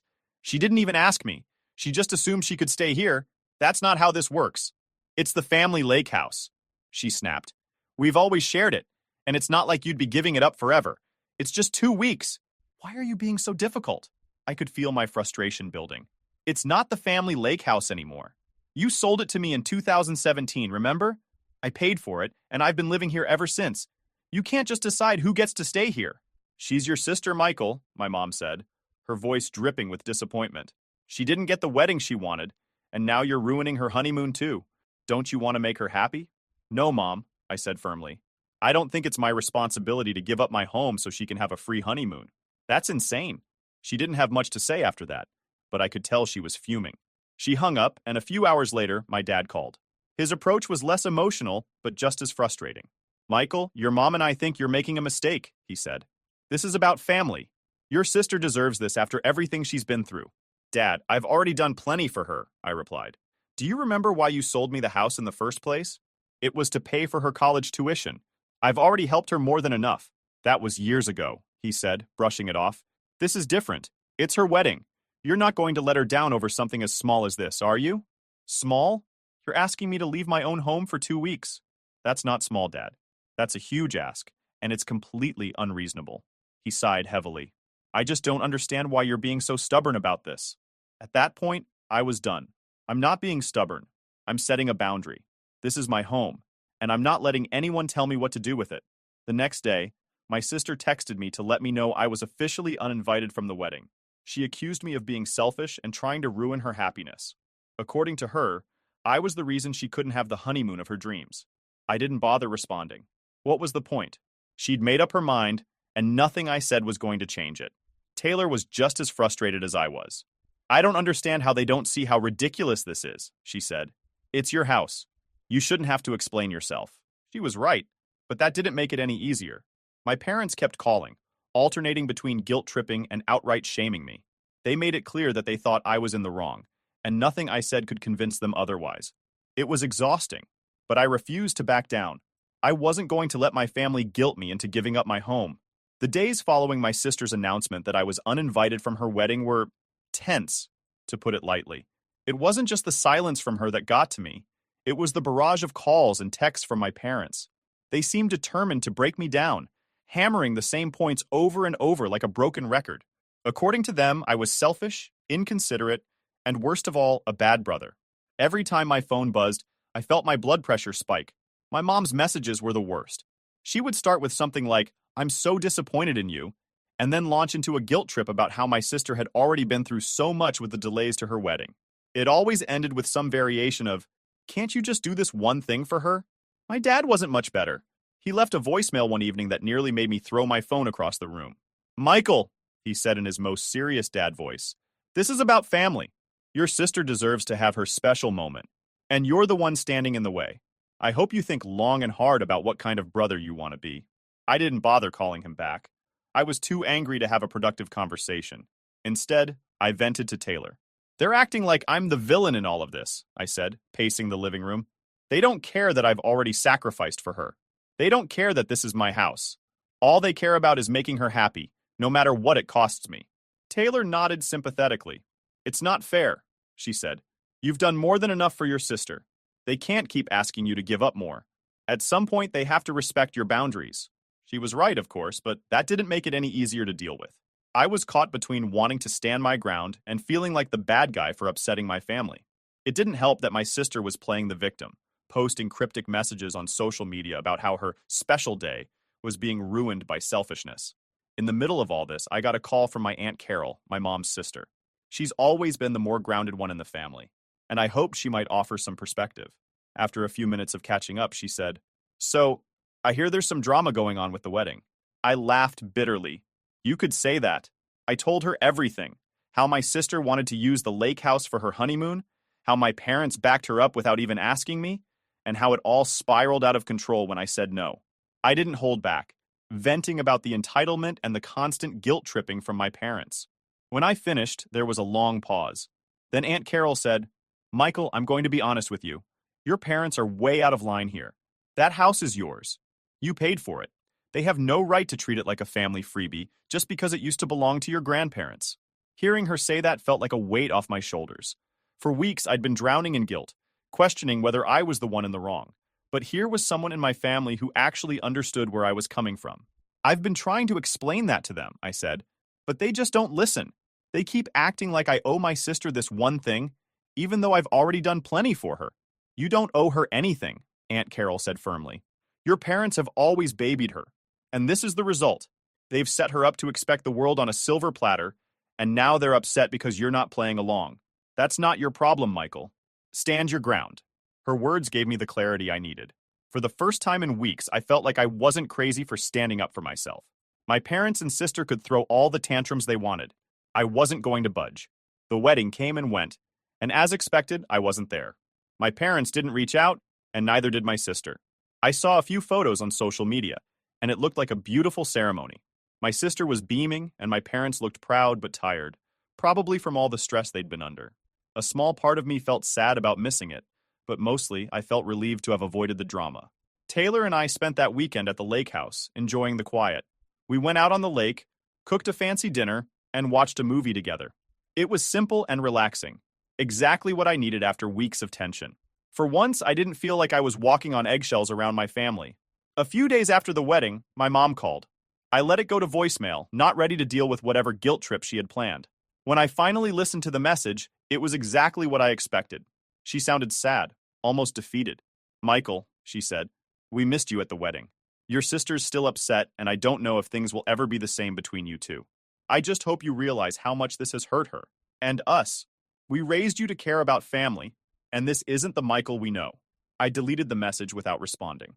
I knew what she was trying to do, and I wasn't going to let it get to me. My parents had made their choice, and I'd made mine. If they couldn't respect my boundaries, that was on them, not me. Final update. After the wedding, I thought the drama might start to fade, but of course I underestimated my family's ability to hold a grudge. My mom and dad continued their campaign of guilt tripping, though it shifted from outright anger to a tone of disappointment, like I'd personally betrayed them. One day, about a week after the wedding, I got another voicemail from my mom. "Michael," she said, her voice soft but firm, "I don't know why you're doing this. Your sister is devastated. She thought you'd be there for her, but instead, you let her down. I don't know how we're going to move forward from this." I rolled my eyes as I listened to it. By this point, their words didn't sting as much as they used to. I'd spent too much time second-guessing myself, wondering if I really was the selfish one in this situation. But after everything, I knew I wasn't. This wasn't about me being selfish. It was about them refusing to respect boundaries. Taylor, as always, was my rock. "You don't owe them anything," she reminded me one evening as we sat by the fire pit we'd built together. "You've done more than enough for your sister. They just can't handle the fact that you're finally saying no." It was true. For years, I'd been the reliable one, the one they could count on to step up when things got tough. My sister, on the other hand, had always been coddled. My parents bent over backward to make sure she was happy, even if it meant putting me on the back burner. I'd gotten used to it, but this time, they'd gone too far. A few days later, I got a text from my sister. I wasn't sure what to expect when I opened it. Maybe another accusation or some passive-aggressive remark, but instead, it caught me off guard. "Hey," she wrote, "I didn't know the lake house was legally yours. Mom and Dad told me you were just living there rent-free. I didn't realize they sold it to pay for my college. I'm sorry for assuming I could use it without asking." It wasn't exactly an apology, but it was a step in the right direction. She seemed to finally understand the bigger picture, and for that, I was grateful. I thought carefully about how to respond. I didn't want to rehash the entire argument, but I also didn't want to let her off the hook completely. Eventually, I settled on something simple. "Thanks for reaching out. I hope you and Mark are happy together. Let me know if you ever want to talk." She didn't reply, but I didn't take it personally. At least she'd acknowledged the situation, even if it didn't fix everything. Over the next few weeks, things started to settle down. My parents still weren't speaking to me much, but that was fine by me. I needed the space. Taylor and I focused on our life at the lake house, throwing ourselves into small projects and planning for the future. It felt good to let go of the drama and focus on what really mattered. One afternoon, I got a call from my Aunt Carol. "How are you holding up?" she asked. "Better," I said. "I think things are finally calming down." "I'm glad to hear that," she said. "Just remember, you're not the bad guy here. Your parents and sister might not see it yet, but you've done the right thing by standing up for yourself. Don't let them make you doubt that." Her words stuck with me. For so long, I'd been so focused on keeping the peace that I'd ignored my own needs. But this situation had forced me to draw a line, and for the first time in my life, I didn't feel guilty about putting myself first. Looking back, this whole ordeal taught me a lot about boundaries and self-respect. My family may never fully understand my perspective, and that's okay. What matters is that I've finally learned to stand my ground. The lake house is more than just a house. It's my home. It's where Taylor and I have built our life, and I'm not going to let anyone take that away from me. I don't know what the future holds for my relationship with my parents and sister. Maybe things will improve over time, or maybe they won't. Either way, I'm at peace with my decision. For now, I'm focusing on the life Taylor and I are building together. It's not perfect, but it's ours, and that's enough. I stared in disbelief at the woman standing on my doorstep, suitcase in hand. "Eloise, what are you doing here?" My mother-in-law brushed past me without an invitation. "Well, aren't you going to let me in, dear? I've come to help with the baby." "Help?" I repeated dumbly. My protests were drowned out by the sound of my husband's voice. "Mom, what a wonderful surprise." Dean hurried over and enveloped Eloise in a hug. I watched the scene unfold with rising panic. This couldn't be happening. Eloise was now disentangling herself from Dean's embrace, tutting loudly. "Honestly, you two? This place is a mess. Have either of you lifted a finger to prepare for the baby?" Before I could respond, Dean jumped in. "You're right, Mom. We've been swamped with work. It'll be a huge help having you here." My mouth dropped open. "A help? Dean, we never discussed this." He shot me an apologetic glance. "Babe, don't be like that. My mom just wants what's best for us." Eloise nodded vigorously. "Of course, dear. A new mother needs guidance, after all." Her eyes bored into mine with thinly veiled disdain. I felt something inside me shrivel. This was exactly how it started with Jillian, Dean's sister. Eloise had swept in after Jillian's first child, running roughshod over every boundary until a bitter rift formed. Now she had her sights set on sinking her claws into my family, too. "I don't need any guidance," I bit out. "We're doing just fine on our own." Dean's brow furrowed in that familiar stubborn line. "Don't be rude, Corinne. My mom is trying to help." "Yes, I am." Eloise looped her arm through Dean's in a practiced motion. "But if my support isn't wanted, I understand." Her gaze slid to me, eyes glistening with artificial hurt. I clenched my jaw, fury warring with desperation. I knew how this game ended. If I held my ground, I'd be the vilified one, the ungrateful daughter-in-law who shamed her devoted husband by rejecting his loving mother's overtures. When Dean's pleading expression joined the fray, I felt the last of my resistance crumble. "Fine," I gritted out. "She can stay." Eloise's smile was a rictus of false warmth. "Thank you, dear. I'll try not to be a burden." I caught the gleam of triumph in her eyes and felt the first cold tendrils of dread uncurling in my heart. By allowing Eloise across the threshold, I'd granted her a foothold, and I had the terrible feeling she wouldn't relinquish it without one hell of a fight. True to her word, Eloise was indeed a burden from the moment she arrived.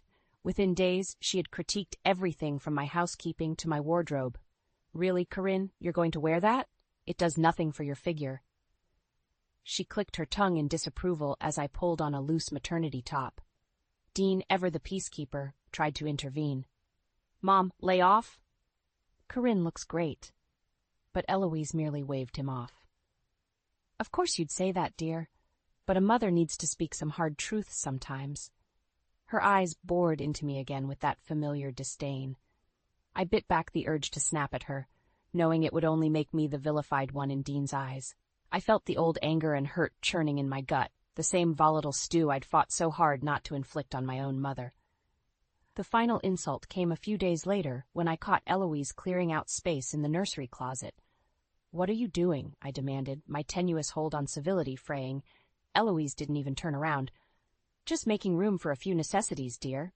You can't raise a baby in this pigsty." White, hot fury propelled me forward until I was right behind her. "Those are my things! You can't just throw them out!" "Oh." Eloise arched one perfectly groomed brow. "And where, pray tell? Were you planning to put the changing table? The crib? This tiny space can barely fit the basics." "We were going to move the changing table into the bedroom," I growled through gritted teeth.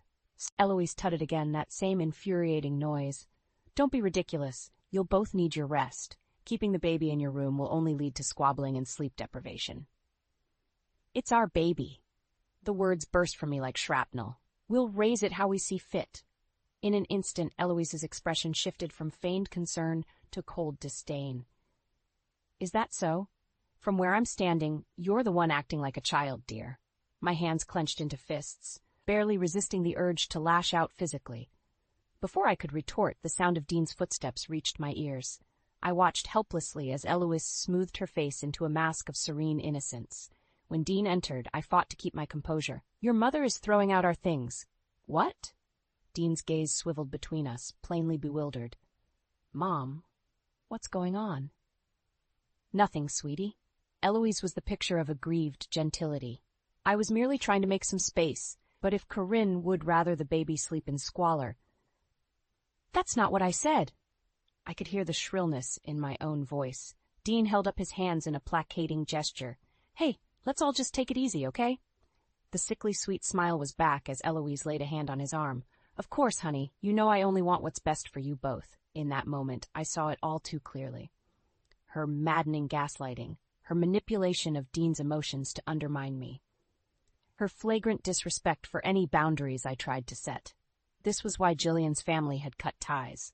And if I didn't do something soon, Eloise would drive the same explosive wedge into my own marriage. A few days later, I escaped to my friend Maya's house, needing a break from the suffocating tension. I just don't know what to do, I vented as soon as she opened the door. Eloise is driving me crazy. She questions everything I do, oversteps every boundary.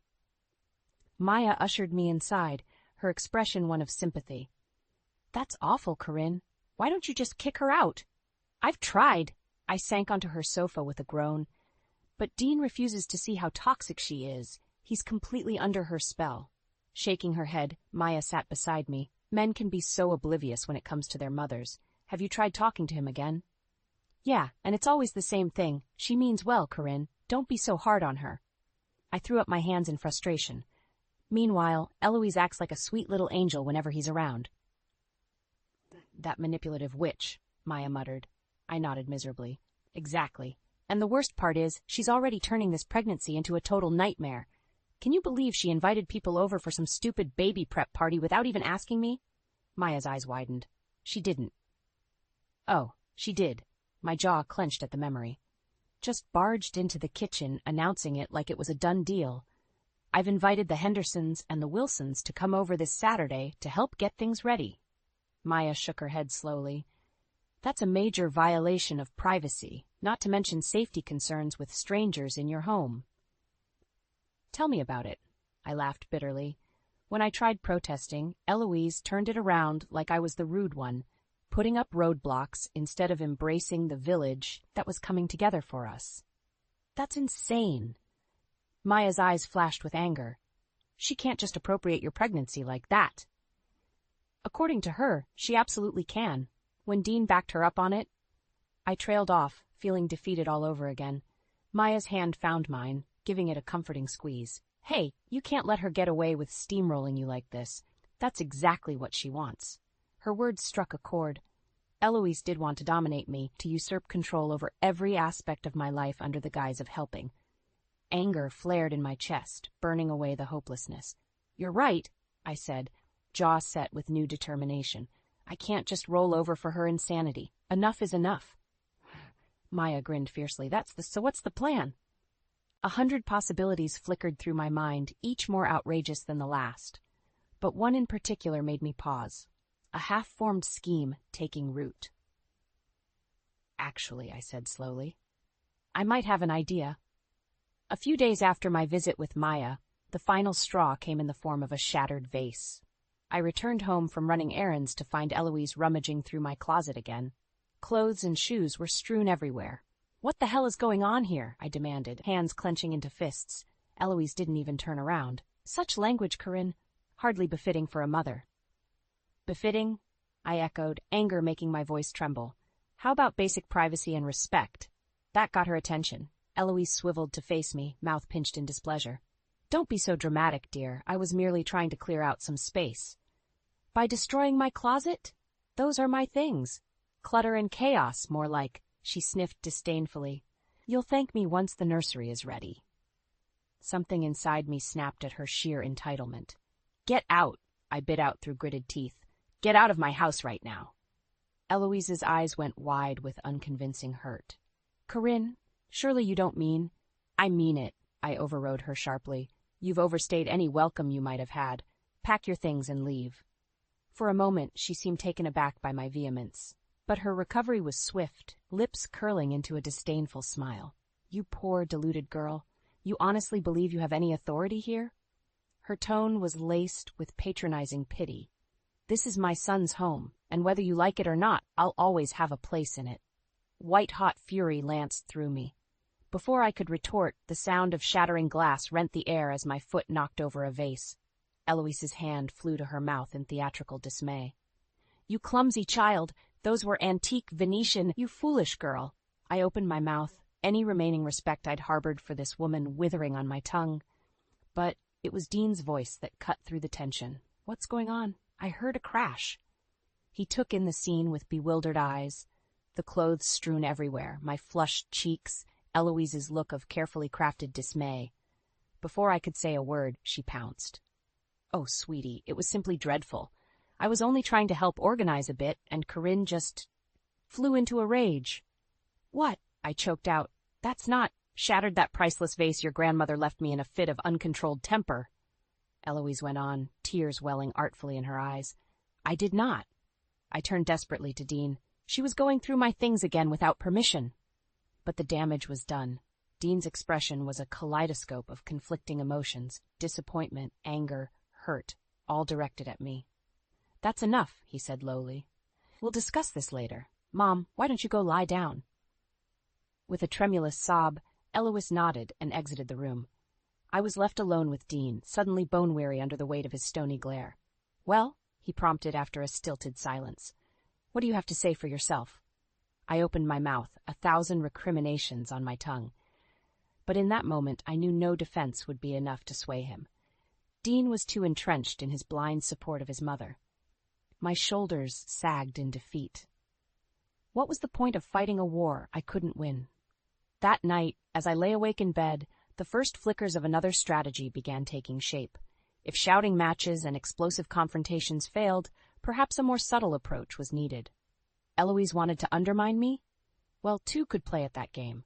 Only this time I'd strike with stealth and cunning rather than blunt force. After all, she'd taught me well in the art of deception and revenge. The next morning, I awoke with a newfound sense of purpose. As Eloise swept into the kitchen, serene as ever, I forced a placating smile. "Good morning. I'm so sorry about my outburst yesterday. The pregnancy hormones, you know." I let out a self-deprecating chuckle. Eloise's eyes narrowed fractionally before she smoothed her features. "Well, I certainly understand how unsettling this transition can be, dear." "Exactly." I nodded in agreement. "Which is why I'm so grateful to have your guidance. You're absolutely right. I need to start nesting and embrace the village rallying around us." Her smugness was palpable, suspicion forgotten. "I'm pleased you've finally come to your senses."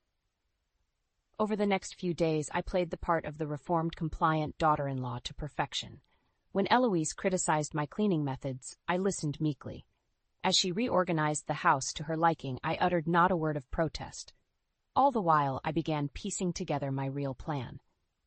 The first step was contacting Jillian, Dean's estranged sister. Though our relationship was strained due to Eloise's meddling, she proved a wellspring of information about our mother-in-law's past manipulations. "I've got boxes of evidence," Jillian confided when we met for coffee. "Emails, texts, you name it, all documenting the cruel, underhanded ways Mom drove a wedge between me and my husband until he couldn't take it anymore." I listened with equal parts horror and vindication as she recounted dozens of instances just like the ones I'd endured, only far worse. Next, I began stockpiling my own proof. Each time Eloise bounded a line, I hit record on my phone to capture the rants and diatribes when Dean wasn't present, her feigned politeness giving way to biting derision and judgment. "Who does she think she is, contradicting me like that?" she fumed after one argument about baby supplies. "She's worse than a child. At least children still mind their elders." Through it all, I maintained my facade of humbleness and compliance. Let Eloise have her shallow victory for now. She could swan around playing the martyr, the voice of reason, right up until her own actions undid her. The final piece fell into place when Maya helped me get in touch with 2 other daughters-in-law who'd been driven apart from their families by Eloise's poisonous influence. "Sarah and I used to be so close," Patty lamented, "but after our first big fight, which Mom masterfully instigated, she went running straight into her arms for support.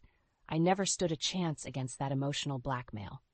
Their anecdotes were eerily similar, seeds of discord planted, allegiances divided, families torn asunder, all through Eloise's insidious machinations. By the time I hung up the phone that night, my path was clear.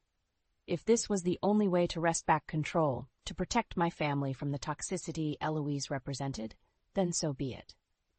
The next morning at breakfast, I was all sugary smiles as Eloise breezed in. "I've been thinking," I began lightly. "With the baby's arrival getting closer, I really want to clear the air, do something to bring everyone together again as a family."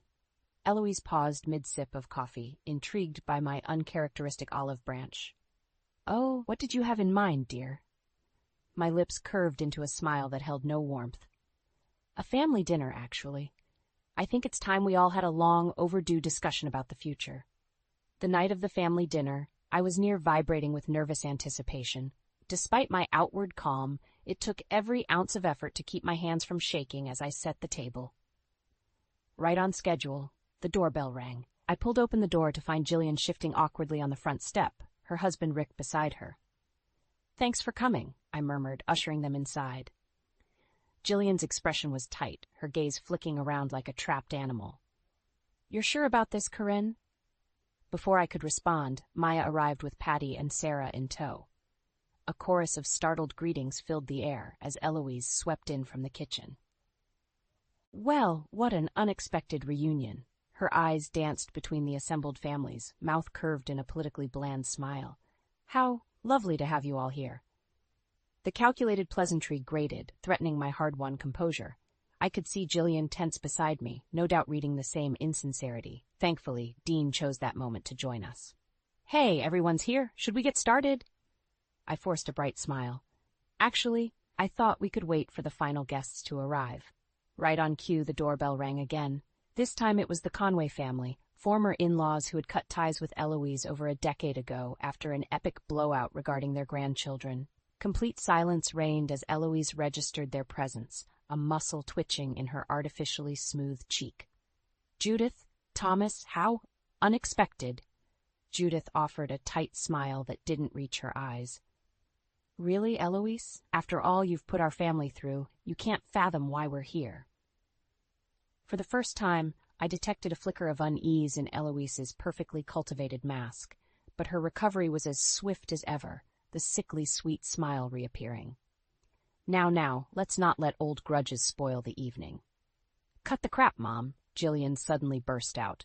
All eyes swiveled her way as she took an unconscious step forward. "We're not falling for your gaslighting routine again."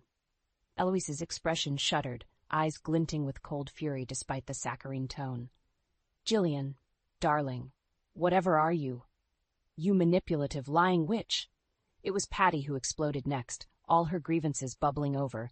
"You destroyed my relationship with Sarah just like you tried with these others."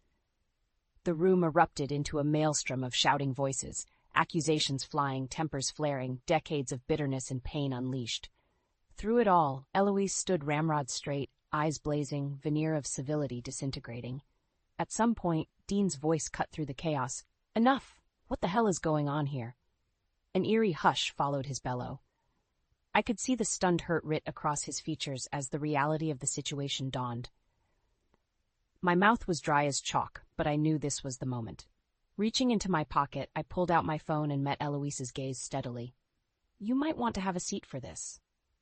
The first recording began to play, anger and condescension dripping from Eloise's tinny voice as she ranted about me. Then another file, more vicious put-downs and criticisms, and another after that, the damning evidence piling up one after another. Eloise paled, seemingly struck dumb. Dean's expression morphed from disbelief to stunned hurt to white-hot rage, as each new vileness issuing from his mother's lips assailed him. By the time the final recording clicked off, a profound silence had fallen over the room. I could see it all clicking into place for Dean, the missing puzzle pieces, the half-sensed deceptions. Finally he turned to Eloise, face like chiseled stone. "Get out!" Her mouth worked soundlessly as she struggled to find her footing. "Sweetheart, you don't understand." "I said get out!" Dean's roar made us all flinch. "I want you gone, Mom, tonight." To her credit, Eloise didn't argue further, shoulders slumped in rare defeat. She turned and walked out of the dining room, out of our lives. Only then did the euphoric chatter and embraces erupt around me. But all I could feel was the searing ball of hatred still burning in my belly, despite my victory. Because as satisfying as her downfall was, I knew it was only the beginning of making her pay. A tense silence fell over the dining room after Eloise's abrupt exit. I could sense the weight of 1,000 unspoken questions, accusations, and recriminations hanging in the air between Dean and the assembled families. Judith Conway was the first to break it. "Dean, I know this is a shock, but your mother's behavior." "Don't. Dean's voice was little more than a ragged croak as he held up a hand. Just don't. He dragged his palm down his face, suddenly looking decades older. When his eyes finally lifted to meet mine, they were haunted. You knew about all of this vindictiveness, the cruelty. It wasn't quite an accusation, more a pleading for context, for something to make sense of the shattered reality before him. I swallowed hard against the surge of bitterness that welled in my throat. How many times had I tried explaining, only to be brushed aside? But righteous anger would only push him further away now. I suspected for a while, I admitted quietly, but I could never get through to you, Dean. Eloise was always able to gaslight me, twist the reality to make me seem irrational. He flinched slightly at her name, then sank heavily into a dining chair. The wariness emanating from him was a physical force. So that's why you brought everyone here. Rick broke the stilted silence, realization dawning. To gang up and force the truth. I opened my mouth to protest the callous phrasing, but Patty jumped in quickly. Not gang up, she said firmly. Corinne had to take drastic steps because of how thoroughly Eloise isolated us all, divided and conquered to maintain control. A dull flush crept up Dean's neck as he digested her words. I could practically see the pieces clicking into place, memories and long-buried doubts resurfacing to be viewed under a new, but unerringly honest light. Jillian reached across the table, placing a tentative hand over his. I didn't want to believe it at first either. Not about Mom. Her lips twisted in a rueful approximation of a smile, but her awfulness became impossible to ignore after a while. Dean's jaw clenched hard, eyes glistening with shame, anger, a kaleidoscope of volatile emotions. When he spoke again, the words emerged muffled, as if forced between gritted teeth. All this time? The horrible things she said about you. His haunted gaze found mine again, as the gravity of his betrayal seemed to crash over him in waves. While I just stood by and let her, a pregnant pause lingered as the accusation remained unspoken. In that moment, I could have lashed out, unleashed the full fury of my spite and grievances upon him. But something in his ravaged expression stayed my tongue. Because as righteous as my anger burned, his anguish ran equally deep. My husband had been gaslit, masterfully manipulated by a toxic parent, just like the others in this room. His world had been upended as thoroughly as mine once was. So instead of dealing further blows, I rose and crossed to where he sat, slumped. Ignoring the others' questioning stares, I reached out and drew his head against my stomach, cradling him against the swell of my pregnancy.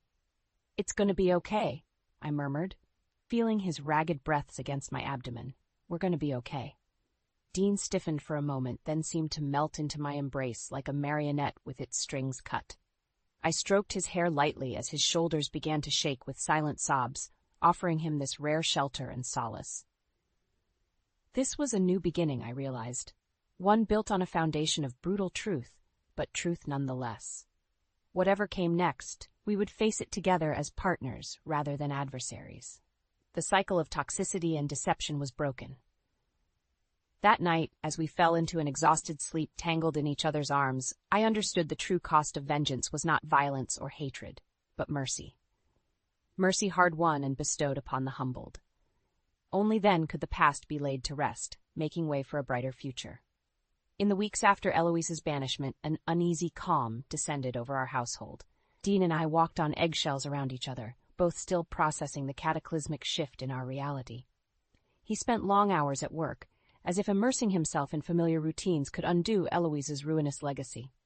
When he was home, a brittle tension crackled between us, both skirting the emotional minefield her deceptions had laid. I understood his withdrawal, his need to compartmentalize. God knew I'd erected my own fortresses over the years to survive Eloise's psychological warfare. But even those thick-walled defenses were straining under the weight of all that had transpired. The turning point came one night over a stilted dinner of reheated leftovers. Dean set down his fork with a dull clank. This isn't working. I froze mid-bite, heart jackrabbiting as terrible scenarios flickered through my mind. Was this the moment our marriage finally buckled, shattered by the strain of Eloise's machinations? But when I met his gaze, I saw only weary resolution. We can't keep living like this, Corinne. Tiptoeing around each other, sidestepping what happened. He exhaled a frustrated breath, raking a hand through his hair. I don't know where to start unraveling the tangled mess my mother created, but I do know shutting you out again isn't the answer. Something inside me unclenched at his words. I'm not going anywhere, I said impulsively. We'll get through this together. Dean's lips twitched in a reluctant half-smile as he reached across the table for my hand. Together. I like the sound of that. From that point, the walls between us began to gradually dismantle. In their place, an honest dialogue emerged, one founded on empathy, patience, and a mutual desire to shed Eloise's corrosive influence once and for all. Over long conversations, all the hurts and betrayals were slowly exhumed. The constant belittling, the manufactured conflicts designed to drive wedges, the insidious gaslighting that had us both questioning our reality. Laying it all bare was an excruciatingly painful process. But with each buried wound exposed and lanced, I felt lighter, more whole. Roles reversed, too, as Dean opened up with a raw vulnerability I'd never witnessed before. He spoke of being the idealized son, the golden child who could never escape Eloise's web of demands and criticisms despite his devotion. I think a part of me always longed for her approval, he confessed haltingly, which is why I was so blind to her cruelties, no matter who tried warning me. In turn, I divulged the bone-deep fears Eloise had awoken, of being alone and outmatched as a new mother, of tainting our child's upbringing with echoes of the dysfunction that marred my own childhood. You saved me from that, I admitted, cradling my rounded belly. Saved us both. By the time the last of our lacerations had been cleansed and bound, I felt closer to Dean than I had in years. Not simply spouses united by domesticity, but partners buckling back to back to withstand the onslaught of trauma. Our bedroom became a sanctuary again, a sacred space reclaimed from the toxic taint of Eloise's influence. Physical intimacy took on new, profound dimensions as we relearned each other's boundaries and needs. Countless tender moments stitched past wounds into a new, stronger whole. The nursery, too, was an exercise in co-creation. Dean and I labored side by side, meticulously outfitting the space with every necessity, and not a single item imposed by his mother's interference. We emerged scarred, yes, but also formidably unified, an immovable bulwark erected to deflect any resurgence of Eloise's malice. When our daughter arrived 2 months later, squalling and perfect, we were girded for the challenges ahead. Absolutely nothing would disrupt the hard-won peace of our newly reclaimed lives. As I cradled my newborn's warmth against my chest, I knew this child would never want for security, stability, love. Those insidious cycles of toxicity ended with us. Eloise's shadow no longer touched this family. We had stepped, finally, into the light.